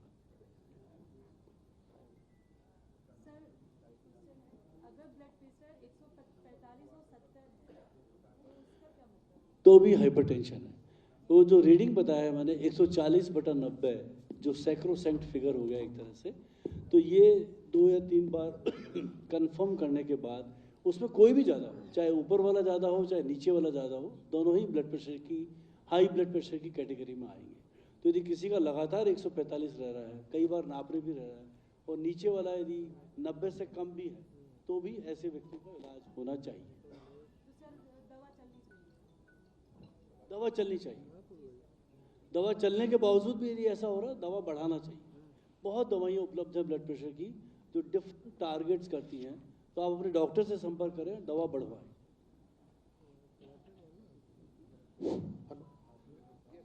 जी नमस्कार सर, मैं मनोज शर्मा, समीक्षा अधिकारी सिंचाई विभाग से। सर मेरी पत्नी को पिछले 16 वर्षों से डायबिटीज़ है। तो जो वर्ष में व्रत पड़ते हैं जैसे करवा चौथ, शिवरात्रि या नवरात्रि, तो पत्नी जो व्रत करती हैं और उस दिन जो है डायबिटीज़ की दवा नहीं खाती हैं, तो क्या यह ठीक है? ये सामान्य प्रश्न है क्योंकि और महत्वपूर्ण है, लेकिन इसलिए कि हमारे देश में व्रत परंपरा बहुत प्रचलित है, चाहे वो करवा चौथ हो चाहे और व्रत हो। तो सबसे बड़ा है कि जो लोग इंसुलिन पे, उनके लिए तो यही रिकमेंडेशन है कि उनको व्रत नहीं करना चाहिए। यानी उनके लिए तो बिल्कुल स्पष्ट है कि जो व्रत कर रहे हैं और इंसुलिन लगाते हैं वो व्रत नहीं कर रहे। जो लोग गोलियों पर हैं उन लोगों के लिए मॉडिफिकेशंस पॉसिबल है। जैसे व्रत में एक टाइम खाना खाया तो उस तरह का गोली ले सकते हैं जो शॉर्ट टाइम के लिए काम करती है। यदि खाना बिल्कुल नहीं खाना है तो फिर उस दिन गोली जो खाना है वो बंद रहेगा। तो ये अपने डॉक्टर से सलाह लें, क्योंकि हर चीज़ का इनका भी गाइडलाइन है। करवा चौथ का गाइडलाइन है, रमजान का गाइडलाइन है। तो सारी दवाइयाँ हम लोग उस समय बदल देते हैं जो कि शॉर्ट एक्टिंग होती है, जो कि शुगर को नॉर्मल करती हैं पर कम नहीं करती हैं। परंतु जो इंसुलिन पे हैं उनके लिए व्रत निषेध है, उनको व्रत नहीं करना चाहिए। धन्यवाद सर। संडे में एक आर्टिकल द हिंदू में आया था कि इंटरमिटेंट फास्टिंग से रिवर्ट हो जाती है ये डायबिटीज़। तो अभी तो आपने सर लेकिन शायद उसका वो बता दिया, रिवर्ट नहीं होती है वो, बस टाइम भी रेमिशन वो रुक जाती है। और सर दूसरी चीज़ आजकल एक जो कार्बोहाइड्रेट फ्री डाइट चल रही है, कीटो डाइट, हाँ, वो कहाँ तक सही है इस चीज़ के लिए? और अब मैं दोनों बातों को आपकी पूरी करता हूँ, क्योंकि शायद मैंने इंटरमिटेंट फास्टिंग का जिक्र नहीं किया। इंटरमिटेंट फास्टिंग अभी इस समय काफ़ी प्रचलित हो रहा है, काफ़ी सारे डेटा भी आया है उसके अंदर। पर मैं आपको बता दूं, इंटरमिटेंट फास्टिंग का मतलब है कि आप दिन में 4 या 5 घंटे खा रहे हैं और बाकी 18 घंटे या 18.5 घंटे आप कुछ नहीं खा रहे। तो उसका मकसद ये है कि इंटरमिटेंट फास्टिंग से, क्योंकि जब भी आप खाना खाते हैं, पहले ये ट्रेंड था कि आप हर 2-2 घंटे से खाइए, तो जितनी बार भी आप खाना खाएंगे उतनी बार हर बार खाना आपके शरीर से, पैंक्रियास से इंसुलिन को निकालेगा, क्योंकि शुगर को नॉर्मल करना है। और जब भी जितनी बार भी इंसुलिन निकलेगा वो हमेशा ज़्यादा मात्रा में निकलता है। तो जब ज़्यादा मात्रा में इंसुलिन आता है तो you feel hungry and you eat more. तो इसलिए कहते हैं कि यदि आप ज़्यादा या कई बार दिन में खाना खाएंगे, फ्रीक्वेंटली खाना खाएंगे, जैसे हमारे यहाँ पे क्या होता है, मल्टीपल स्नैक्स, कभी चाय पिया, चाय के साथ बिस्किट हो गया, बीच में फिर फ्रूट आ गया, इस तरह के जब खाना चलता है तो उसमें क्या होता है, हर बार शरीर से इंसुलिन निकलता है और वो इंसुलिन निकलने से आपका वजन बढ़ता है। तो लोगों ने क्या कंसेप्ट बनाया कि हम इंटरमिटेंट फास्टिंग करते हैं। तो जैसे आपका ब्रेकफास्ट का टाइम किया से 8 से 9:30 बजे, तो 8 से 9:30 उसमें खाना कम नहीं कर रहे हैं, हम कह रहे हैं जो खाना खा रहे हैं आप वो 8 से 9:30 के बीच में आपने पूरा ब्रेकफास्ट जो आप रोज़ कर रहे हैं वो इस टाइम फ्रेम में कर लिया। लंच का टाइम जैसे 1 से लेकर 2:30 तक है, उसमें आपने जो खाना खाया, ऐसे आपका डिनर का टाइम 1.5 घंटे का है। तो सारे दिन आप केवल 4.5 घंटा खा रहे हैं, बाकी 19.5 घंटा आप कुछ नहीं खा रहे हैं। उस दरमियान आप जो 19.5 घंटे हैं उसमें आप ग्रीन टी, ब्लैक कॉफ़ी, यानी चीनी और दूध ये भी बंद रहेंगे। यदि आप इसका भी पालन करते हैं तो भी you may lose 4 to 5 kg weight. So intermittent fasting is good, it is not bad. पर यह कि इंटरमिटेंट फास्टिंग लोग ज़्यादा लंबे समय तक रख नहीं पाते। और इंटरमिटेंट फास्टिंग के बीच में हमेशा ध्यान रखें कि you have not to snack, यानी ये जो बिस्किट्स हैं, फ्रूट्स हैं, ये कुछ नहीं खाना, उसमें खाली ओनली कैलोरी फ्री बेवरेजेस हैं, जैसे आपका एक black T, black coffee, green tea. तो इसलिए intermittent fasting is good if you can follow. पर और ख़ास तौर से ध्यान रखें कि इसमें क्वांटिटी कम नहीं की गई है। क्वांटिटी आप जितना खा रहे हैं उतना ही खा रहे हैं, पर आप वो लिमिटेड पीरियड में खा रहे हैं। तो बाकी जो पीरियड है 19.5 घंटा, वो आपका फास्ट हो गया। उस फास्टिंग में आपके बॉडी में कीटोन बनते हैं, और वो ketone is a very good substance for the brain as a fuel one. तो ब्रेन में जब कीटोन पहुंचते हैं तो आपके ब्रेन का एक जो सेंटर है, सैटाइटी सेंटर जिसको हम कहते हैं, जिससे आपको खाने के बाद संतुष्टि मिलती है, उसकी क्षमता बढ़ जाती है। तो आप नहीं खाने के बावजूद भी you feel you are satiated. तो ये उसका प्रिंसिपल है, इसलिए लोगों ने इंटरमिटेंट फास्टिंग को चलाया।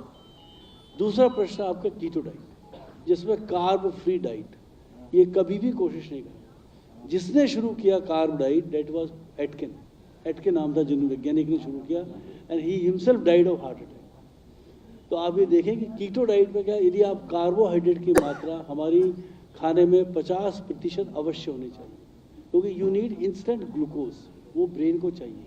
यदि आप कार्ब फ्री कर देंगे तो ब्रेन को कीटोन तो मिलेंगे, पर ग्लूकोज जो इमीडिएटली चाहिए वो नहीं मिलेगा।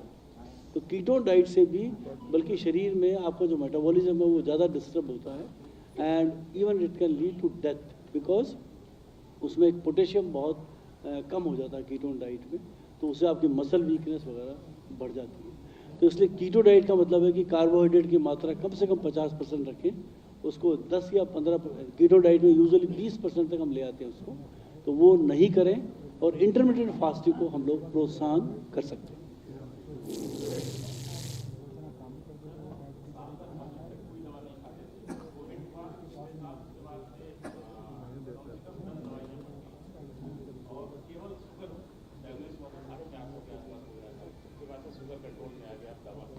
लेकिन उसके साथ साथ और भी चीज़ें बढ़ती गई, जिनकी दवाएं बढ़ती जा रही हैं। इन दवाओं का दुष्परिणाम क्या हो सकता है? लगातार दवाएं बढ़ती जा रही है, डॉक्टर के पास जाएं, प्रॉब्लम हो रहा है,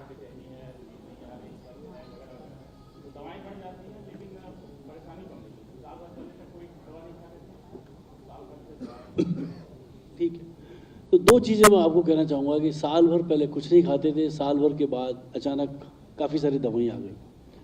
तो दो चीज़ें हैं, एक तो आपको कि चलो कोविड हुआ है, कोविड की वजह से आपका जो बॉडी का जो जितनी भी एबनॉर्मलिटीज़ थी वो तुरंत बाहर आ गई। और ये मानिए आपकी जो आपको एक साथ इतनी सारी बीमारियाँ आई हैं वो कई सालों से पहले चल रही थी, वो बहुत ही मतलब क्या डॉर्मेंट स्टेज में थी जो पता नहीं थी आपको, क्योंकि हम लोग जांच तो कभी नहीं कराते अपनी, हम लोग कभी जांच नहीं कराते, हम लोग कभी अपना ब्लड प्रेशर नहीं नपाते, हम लोग और कोई जांच जो है कोलेस्ट्रॉल की वगैरह ये नहीं कराते। तो मेरा ऐसा मानना है कि आपको जो अचानक इतनी सारी दवाइयों की आवश्यकता पड़ी, कई बीमारियां आप में चल रही थी पहले, जो अचानक कोविड की वजह से अनमास्क हो गई, मतलब बाहर आ गई, और कोविड ने उसको और नुकसान पहुंचाया। तो कोविड का सबसे बड़ा नुकसान था कि उसने पैंक्रियाज की सेल्स को भी वो नष्ट कर दिया, तो वो उसकी वजह से ये फिर दवाइयाँ बढ़ी। अब आपने पूछा दवाइयों के साइड इफ़ेक्ट्स, निश्चित रूप से होते हैं, क्योंकि ये पेट वाले खासतौर से गैस का बनना, कब्जी होना, ये होते हैं। तो इनको आई थिंक आप खाने के परहेज से, पानी पीकर, हरी सब्जियां खाकर इनको ठीक कर सकते हैं। और आप अपने डॉक्टर से संपर्क करें कि इतनी दवाइयों की क्यों, यदि आवश्यकता पड़ रही है तो हो सकता है आपको शायद इंसुलिन की ज़रूरत पड़े कुछ देर के लिए, वो लगाइए। तो हमारे एक ये भी मिथ है लोगों में कि इंसुलिन एक बार शुरू हुआ वो सारी उम्र चलेगा, वो ऐसा नहीं है। इंसुलिन आप 2 महीना 3 महीना दे के शुगर को ठीक कर सकते हैं, ठीक करने के बाद वापस आप गोली पे आ सकते हैं। तो कई सारी जो अवधारणाएं हैं, भ्रमित धारणाएं हमारे मन में कि एक बार once on insulin always on insulin is not true, मतलब वो ठीक नहीं है। इंसुलिन लगाने में परहेज, डर लगता है, शुगर कम होने का डर लगता है, निडल का डर लगता है। तो आई थिंक ये सब जो चीज़ें हैं, ये सब चीज़ों का निवारण है, क्योंकि आपको यदि आवश्यकता है इंसुलिन की, यदि आपका 3 महीने वाला शुगर हीमोग्लोबिन A1C 9% से ज़्यादा लगातार चल रहा है, तो best is you take insulin. तो आपका जो सवाल होता है, आपको शायद कई बीमारियां चल रही थी जो बड़ी डॉर्मेंट स्टेज में थी, कोविड ने उनको बाहर लाया। तो thanks to Covid to some extent कि एटलीस्ट पता चला, अब आपको इलाज चल रहा है। अब अपने डॉक्टर से संपर्क करके इन दवाइयों की मात्रा को कम करा सकते हैं, और पेट वाले जितनी भी समस्याएं हैं वो आप अपने आप ही ठीक करें। सर, आपने एक फल के लिए बताया कि बिफोर जो है ब्रेकफास्ट या आप बाद में खाने के बाद खाएं, तो सर फल का मेटाबॉलिज्म क्या फ़र्क पड़ेगा? लोग कहते हैं खाने के पहले खाएं उसको जो है फल। सर फल की बात आपने फ्रूट्स की, हाँ। आपने कहा कि मैं उसको करता हूँ, एडवाइस करता हूँ खाने के बाद खाएं फल जो है, लेकिन सर ऐसा प्राय होता है कि जो है तो खाने के पहले लोग कहते हैं कि पहले ही खा लो खाली पेट फल, तो उसका सर मेटाबॉलिज्म क्या इफेक्ट पड़ेगा सर, ये जानना चाहूँगा। ये आम धारणा है कि फल को खाने से अलग रखा जाए, अरे खाने के पहले खाया जाए या 2 खानों के बीच में खाया जाए, परंतु अब बहुत सारी स्टडीज ऐसी अवेलेबल हैं जिसने 2 फायदे बताए हैं फल यदि खाने के तुरंत बाद खाते हैं। सबसे बड़ा फायदा ये है कि वही मात्रा फल की यदि आप खाने के बीच में या खाने के पहले खाएं तो आपकी शुगर स्पाइक यानी काफ़ी ऊंची, यानी करीब 100-150 तक आसानी से पहुंच जाती है। और वही मात्रा फल की यदि आप खाने के तुरंत बाद खाएं तो शुगर की मात्रा उतनी नहीं बढ़ती।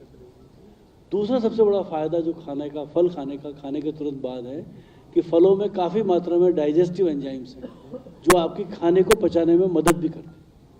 तो इसलिए मैं तो मतलब इसी विश्वास से कहूँगा आपको, क्योंकि डेटा भी है और अनुभव भी है कि आप खाने को फलों को खाने के बाद ही खाएं और खाने के तुरंत बाद खाएं। ऐसा नहीं कि उसको खाने के 2 घंटे बाद खाएं। पहले भी सीक्रेट हो सकते हैं उनमें से जो भी ये चीज़ें हैं, तो उसका इफेक्ट नहीं पड़ेगा सर शुगर कम करने के लिए? नहीं, इसलिए नहीं पड़ेगा उसके अंदर कि पहले भी आप, क्योंकि फलों में फाइबर है और खाने के साथ मिक्स होने के बाद फलों में की शुगर बड़ी धीरे धीरे एब्जॉर्ब होती है, और वही फल यदि आपने पहले खाया तो शुगर तेजी से एब्जॉर्ब होती है। Thank you sir.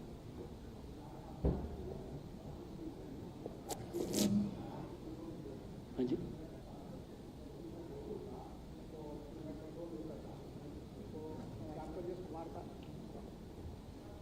सर मैं 8 साल से डायबिटिक हूँ और व्यायाम से आपने बताया तो व्यायाम से मैं कंट्रोल किया था, लेकिन इधर मुझे डेंगू हुआ तो फिर मैं कंट्रोल नहीं कर पाया। फास्टिंग मेरी 199 आई। मैं एक डॉक्टर यश कुमार का नाम शायद आपने सुना होगा, जो कहते हैं एप्रोप्रिएट डाइट थेरेपी वाले, वो अलग टेस्ट कराते हैं, इसे HbA1c फास्टिंग और PP से हट के कराते हैं। वो टेस्ट मैंने कराया तो होमा IR कराया है, होमा यहाँ IR में मेरी फास्टिंग इंसुलिन 4.13 आया है, रेंज में है। और ये बीटा फंक्शन टेस्ट कराया, ये भी 14.4 है। और ये इंसुलिन सेंसिटिविटी 124.7 है। और होमा इंडेक्स 0.80 है। सारे रेंज में है, सारे रेंज में है। फिर भी मेरा फास्टिंग 199 आ गया। सी पेप्टाइड कराया सर जो है, ये भी मेरा रेंज में है, 1.85 है। तो ये मेरे समझ में नहीं आ रहा कि ये सब रेंज में होते हुए भी मेरा कैसे हो बढ़ गया। अच्छा सर, चलिए अब आपको मैं बात समझ, मैं सर एक थोड़ा सा और जोड़ दूँ तो क्या वो जो बता रहे हैं उनके पास जाने पर ये रिवर्स हो सकता है मेरा? सुनिए, तो पहला सवाल तो ये कि मेरे सारे टेस्ट जो हैं बीटा सेल्स वाले, जो पैंक्रियाज वाले जो टेस्ट हैं, सब रेंज में हैं सर। और रेंज में होने के बावजूद भी डायबिटीज़ हो रहा है, शुगर ज़्यादा है सर। ठीक है। तो उसका सबसे बड़ा कारण, जैसे मैंने आपको पहले भी बताया, कि जो टाइप 2 डायबिटीज़ जो आपको है, वो टाइप 2 डायबिटीज़ में इंसुलिन के कार्य करने की क्षमता घट जाती है। इंसुलिन हमारे शरीर में मसल्स पे और लिवर पे काम करती है, और ये दोनों अंगों पे उसकी जो इंसुलिन होने के बावजूद भी वो काम नहीं कर पाती। अब वो क्यों नहीं काम कर पाती है?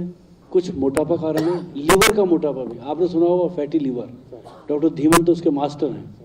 फैटी लीवर है, उसको NAFLD, non alcoholic fatty liver disease, कुछ कहते हैं जब डैमेज ज़्यादा हो जाए तो नॉन एल्कोहलिक। तो यानी लीवर वाला जो फैट है दैट इज़ वेरी डेंजरस, वो इंसुलिन के कार्य करने की क्षमता को घटा देता। तो आपको क्या हुआ है कि इंसुलिन तो है शरीर में, पर इंसुलिन के कार्य करने की क्षमता कम हो गई है। तो उसका कारण है कि डेंगू ने उसको खराब किया है। क्योंकि जब भी आपके शरीर में कोई बीमारी होता है, डेंगू हो गया, अभी चिकनगुनिया बहुत हुआ, चिकनगुनिया हो गया, तो उनका जो स्ट्रेस है, डेंगू का अपना अपना स्ट्रेस है कि डेंगू हुआ, चिकनगुनिया हुआ या कोविड हुआ, इन सब बीमारियों की वजह से भी आपकी शुगर, कोई भी बीमारी हो जाए शुगर के साथ, तो आपकी शुगर हमेशा बढ़ जाती है। तो उन बीमारियों में आपकी जो शरीर की इंसुलिन है, वो जो बची खुची जो इंसुलिन है, वो भी काम नहीं कर पाती। तो आपका भी जो ताज़ा डेंगू हुआ है, उसकी वजह से ये काम नहीं कर पा रही। दूसरा ये, आप इतने मोटे भी नहीं लग रहे हैं। हो सकता है आपका पेट जरूर 90 सेंटीमीटर से ज़्यादा हो, तो ये आप जरूर नापिए। तो हाँ, तो आप अभी इस समय ऐसा करें, इस समय आप दवाई जो बताएं आपके डॉक्टर साहब, दवाई अवश्य लें। हाँ, दवाई ले रहा हूँ। इसको शुगर को ठीक करो। ठीक करने के बाद जब आपका शुगर एक बार ठीक हो जाए, हीमोग्लोबिन A1C ठीक हो जाए, आप कोशिश करें कि दवाओं को फिर कम करने की कोशिश करें और फिर अपनी एक्सरसाइज को शुरू करें। तो सवाल बड़ा वाजिब है कि इंसुलिन होने के बावजूद भी इंसुलिन फिर भी शुगर ज़्यादा है, क्योंकि इंसुलिन के कार्य करने की क्षमता, यही डायबिटीज़ है। डायबिटीज़ इस तरह का बीमारी है कि इंसुलिन होने के बावजूद वो काम नहीं कर पाती। और क्यों नहीं कर पाती? कि कहीं ना कहीं आपके शरीर में वसा की मात्रा, फैट की मात्रा ज़्यादा है, कि लिवर में चर्बी है, मसल में चर्बी भरा पड़ा है, इसलिए वो काम ही नहीं कर पाती। तो उसको कार्य क्षमता को बढ़ाने के तरीके हैं, आप एक्सरसाइज रेगुलर करें, योगा करें, प्राणायाम करें, ब्रिस्क वॉक करें और खाने का परहेज, खासतौर से ये जो कार्बोहाइड्रेट रिच फूड है ये नहीं खाएं। सर, इसी से जुड़ा हुआ प्रश्न है, आपने ब्रिस्क वॉक कहा, अगर साइकिलिंग करें तो भी चलेगा? कितने देर करना चाहिए साइकिलिंग? 10 किलोमीटर रोज चलाइए। साइकिलिंग बिल्कुल, मैं कह रहा हूँ किसी भी प्रकार का एक्सरसाइज, बल्कि combination of exercise is better. Cycling है, ब्रिस्क वॉक है, आपका इवन पुशअप्स है, सिट्सअप है, और आपका ये स्विमिंग है, मतलब कोई भी, और जिम भी कर सकते हैं, आपको लाइट जिम है वो भी कर, यानी कह रहे हैं कॉम्बिनेशन ऑफ एक्सरसाइज करेंगे तो वो ज़्यादा बेहतर है, बजाय एक ही तरह का एक्सरसाइज। सर, और खाने से पहले सलाद लेना चाहिए या बाद में? खाने से पहले ये प्रश्न है सर, जो है सलाद खाने के पहले लें या बाद? सबसे पहले खाने का एक नियम और है, खाने के 5 नियम मैं आपको बताता हूँ। हालांकि मैं कोई योगा टीचर नहीं हूँ वैसे, पर फिर भी बताऊँगा आपको। सबसे पहले खाने से पहले तो 2 गिलास पानी पिए, ताकि आपका पेट थोड़ा सा भरे, और पेट से सेंसेशन जो सीधे दिमाग में जाते हैं वो आपको अगेन सेटाइटी देंगे, यानी संतुष्टि देंगे कि आपने खाना खा लिया। तो पहले तो 2 गिलास पानी पिया। उसके बाद सबसे पहली चीज़ खाएं सैलेड। सैलेड के बाद खाएं सब्जी। सब्जी के बाद खाएं दाल। दाल के बाद खाएं दही, यदि होता है दही खाइए, और लास्ट में रोटी और जो बचा हुआ सब्जी दाल है वो खाइए, और अंत करें फ्रूट से। तो यदि ये पैटर्न ऑफ ईटिंग रखते हैं तो definitely the rise in sugar is much less as opposed to, तो हमारा पैटर्न ऑफ ईटिंग भी, सबसे पहले हम मिठाई पे कूदते हैं, सबसे पहले हम रोटी खाते हैं, तो आई थिंक रोटी को सबसे लास्ट में।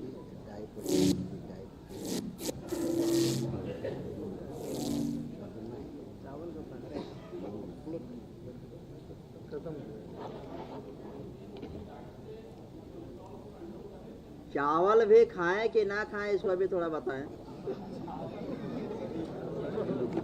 बहुत बहुत धन्यवाद। ओके, हाँ डॉक्टर साहब, एक मेरा प्रश्न था कि जो ब्लड प्रेशर के और हार्ट के पेशेंट्स होते हैं वो अपनी डाइट से कोलेस्ट्रॉल को कंट्रोल कर लेते हैं, लेकिन जहाँ तक मैं समझ रहा हूँ लीवर से भी कोलेस्ट्रॉल का प्रोडक्शन होता है, तो इसमें इसका कितना रोल होता है और क्या लीवर को हेल्दी रखने के लिए भी कुछ अलग से प्रयास करना चाहिए? तो आपके दो सवाल हैं कि जिनको हार्ट का बीमारी है उनको कोलेस्ट्रॉल वाला दवाई खाना चाहिए या नहीं खाना चाहिए, या केवल वो डाइट से भी कंट्रोल कर सकते हैं।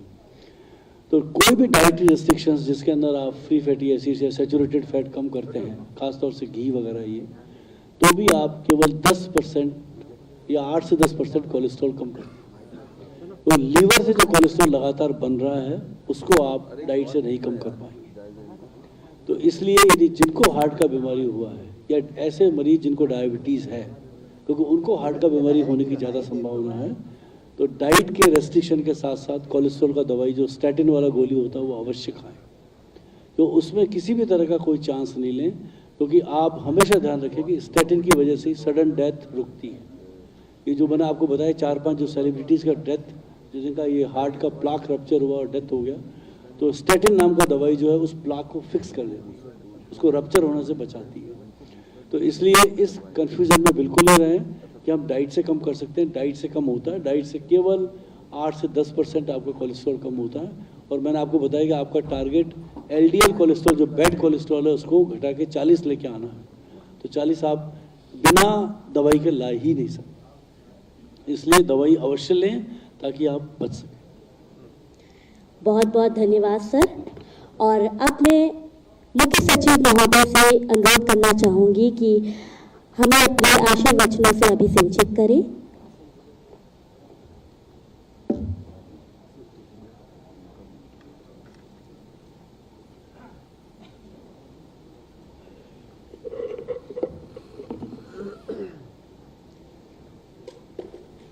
डॉक्टर अनिल भंसाली साहब, डॉक्टर धीमन साहब हमारे director SGPGI, Hemant Rao additional chief secretary, और आज के इस क्षमता वृद्धि व्याख्यान माला के तीसरे चरण में इसका लाभ ले रहे हमारे सचिवालय के तमाम सारे अधिकारी एवं कर्मचारीगण। मैं सबसे पहले तो बहुत बहुत धन्यवाद देना चाहूँगा डॉक्टर अनिल भंसाली साहब का। एक बहुत जाने पहचाने नाम है एंडोक्रिनोलॉजी के फील्ड में, डायबिटीज़ के बारे में तमाम सारे लोग आपके बारे में इतनी सारी प्रशंसा है। आपने अपने उस व्यस्त कार्यक्रमों में से मौका निकाला, समय निकाला और हमारे तमाम सारे लोगों को अपनी जानकारी से लाभान्वित किया। मैं आपका बहुत बहुत आभारी हूँ। मैं धन्यवाद देना चाहूँगा डॉक्टर धीमन का, जो कि हमारे लिए संपर्क सूत्र बने, जिनके माध्यम से बंसाली साहब यहाँ पे आए और वो हमारे एसजीपीजीआई के गेस्ट हैं। तो उसके लिए धीमन साहब इसके लिए बहुत जिम्मेदार वो है, उनकी वजह से मैं लाभ मिल सका। मैं इसके लिए बहुत बहुत धन्यवाद देना चाहूँगा।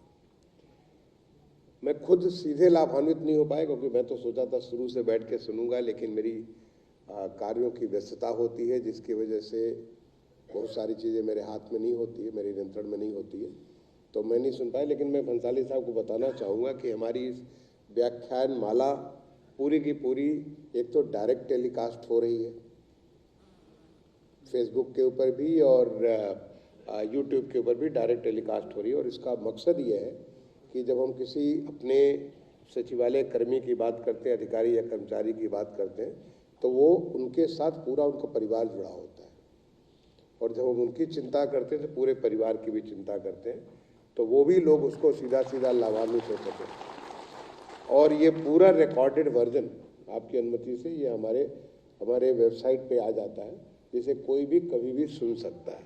तो मैं आपके पूरी व्याख्यान को बाद में सुनूंगा, इसका लाभ लूँगा। मैं जो लास्ट में आया और उसके बाद जो मैंने आपसे बहुत अच्छी बात सीखी, आपने बहुत सारी बात सीखी होगी, क्योंकि तो आप तो पिछले 1.5 घंटे से 1.25 घंटे से सुन रहे हैं। मैं तो अंतिम 15 मिनट में पहुंचा, और जो एक बहुत अच्छी बात मैंने सीखी, और वो है ये डायबिटीज या ब्लड प्रेशर, ये वरदान है या अभिशाप है। सामान्य तौर पे लोग उसको अभिशाप के तौर पे लेते हैं।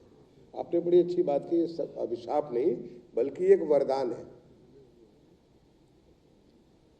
ऐसा है, शरीर है तो शरीर के साथ बहुत सारे विकार होंगे ही होंगे।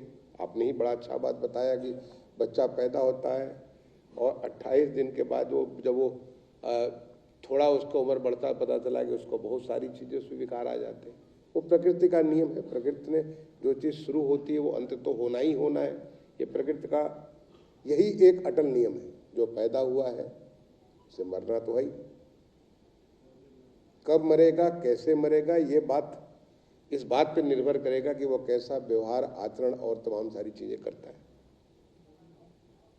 क्या उसकी लाइफ स्टाइल होती है।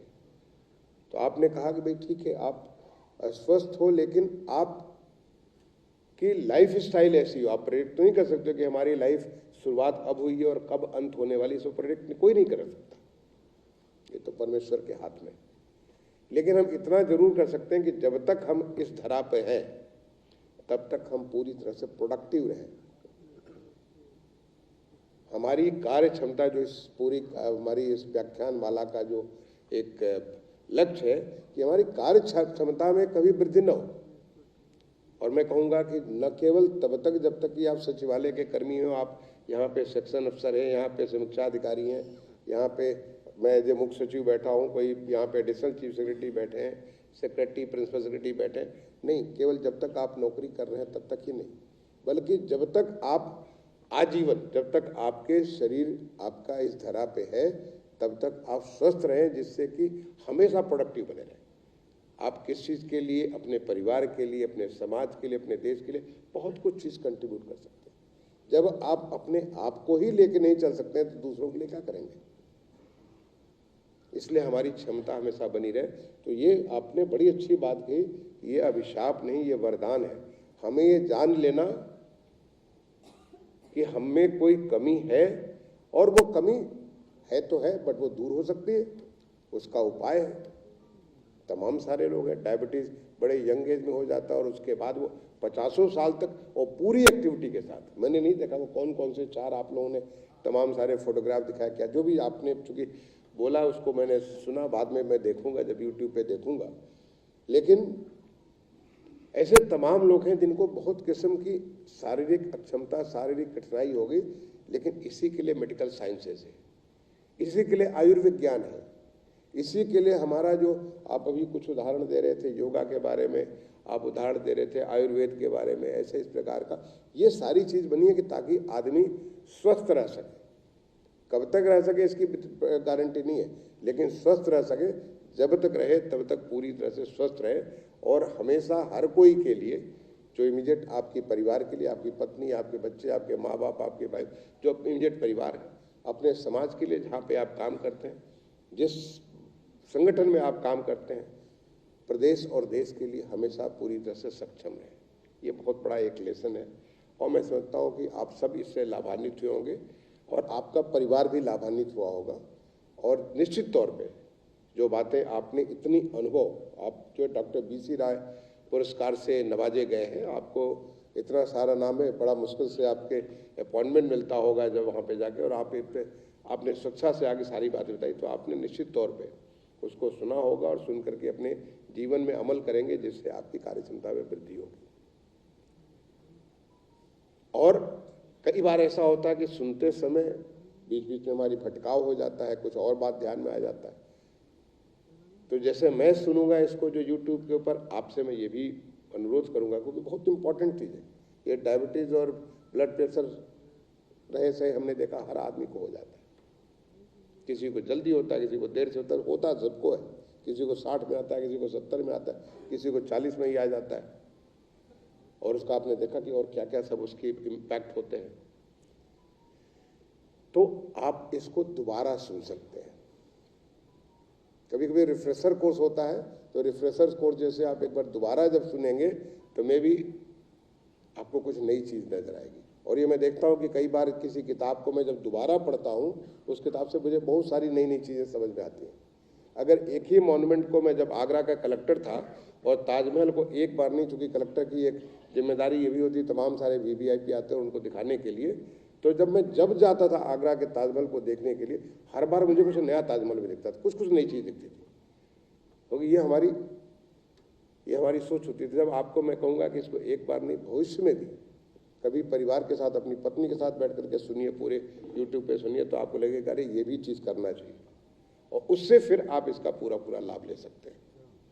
मैं आप सारे लोगों को, अभी नया साल शुरू होने जा रहा है थोड़े दिनों में, आज हम 28 तारीख को बात कर रहे हैं, 3 दिन के बाद ये साल 2022 समाप्त होगा, 2023 का नया साल शुरू होगा।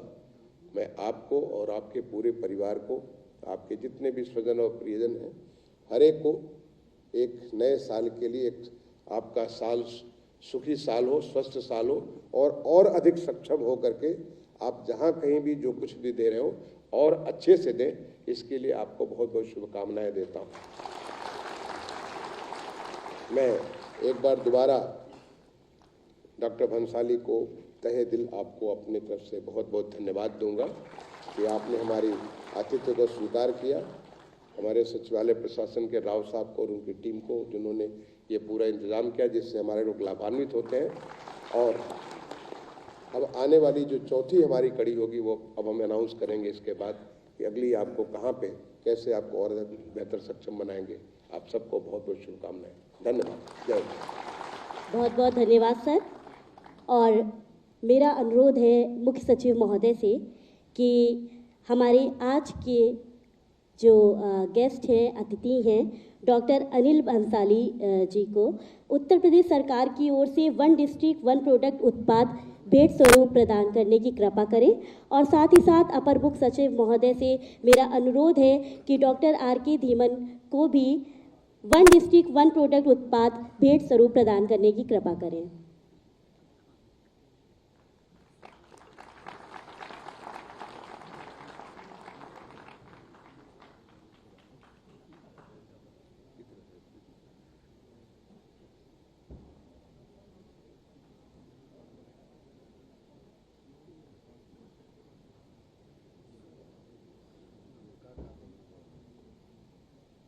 जोरदार तालियां प्रोफेसर R.K. धीमन जी के लिए और डॉक्टर अनिल भंसाली जी के लिए।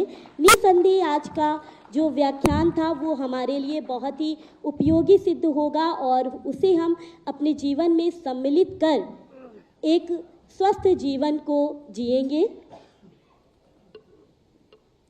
और अब धन्यवाद ज्ञापन के लिए मैं अपर मुख्य सचिव महोदय को बहुत बहुत धन्यवाद।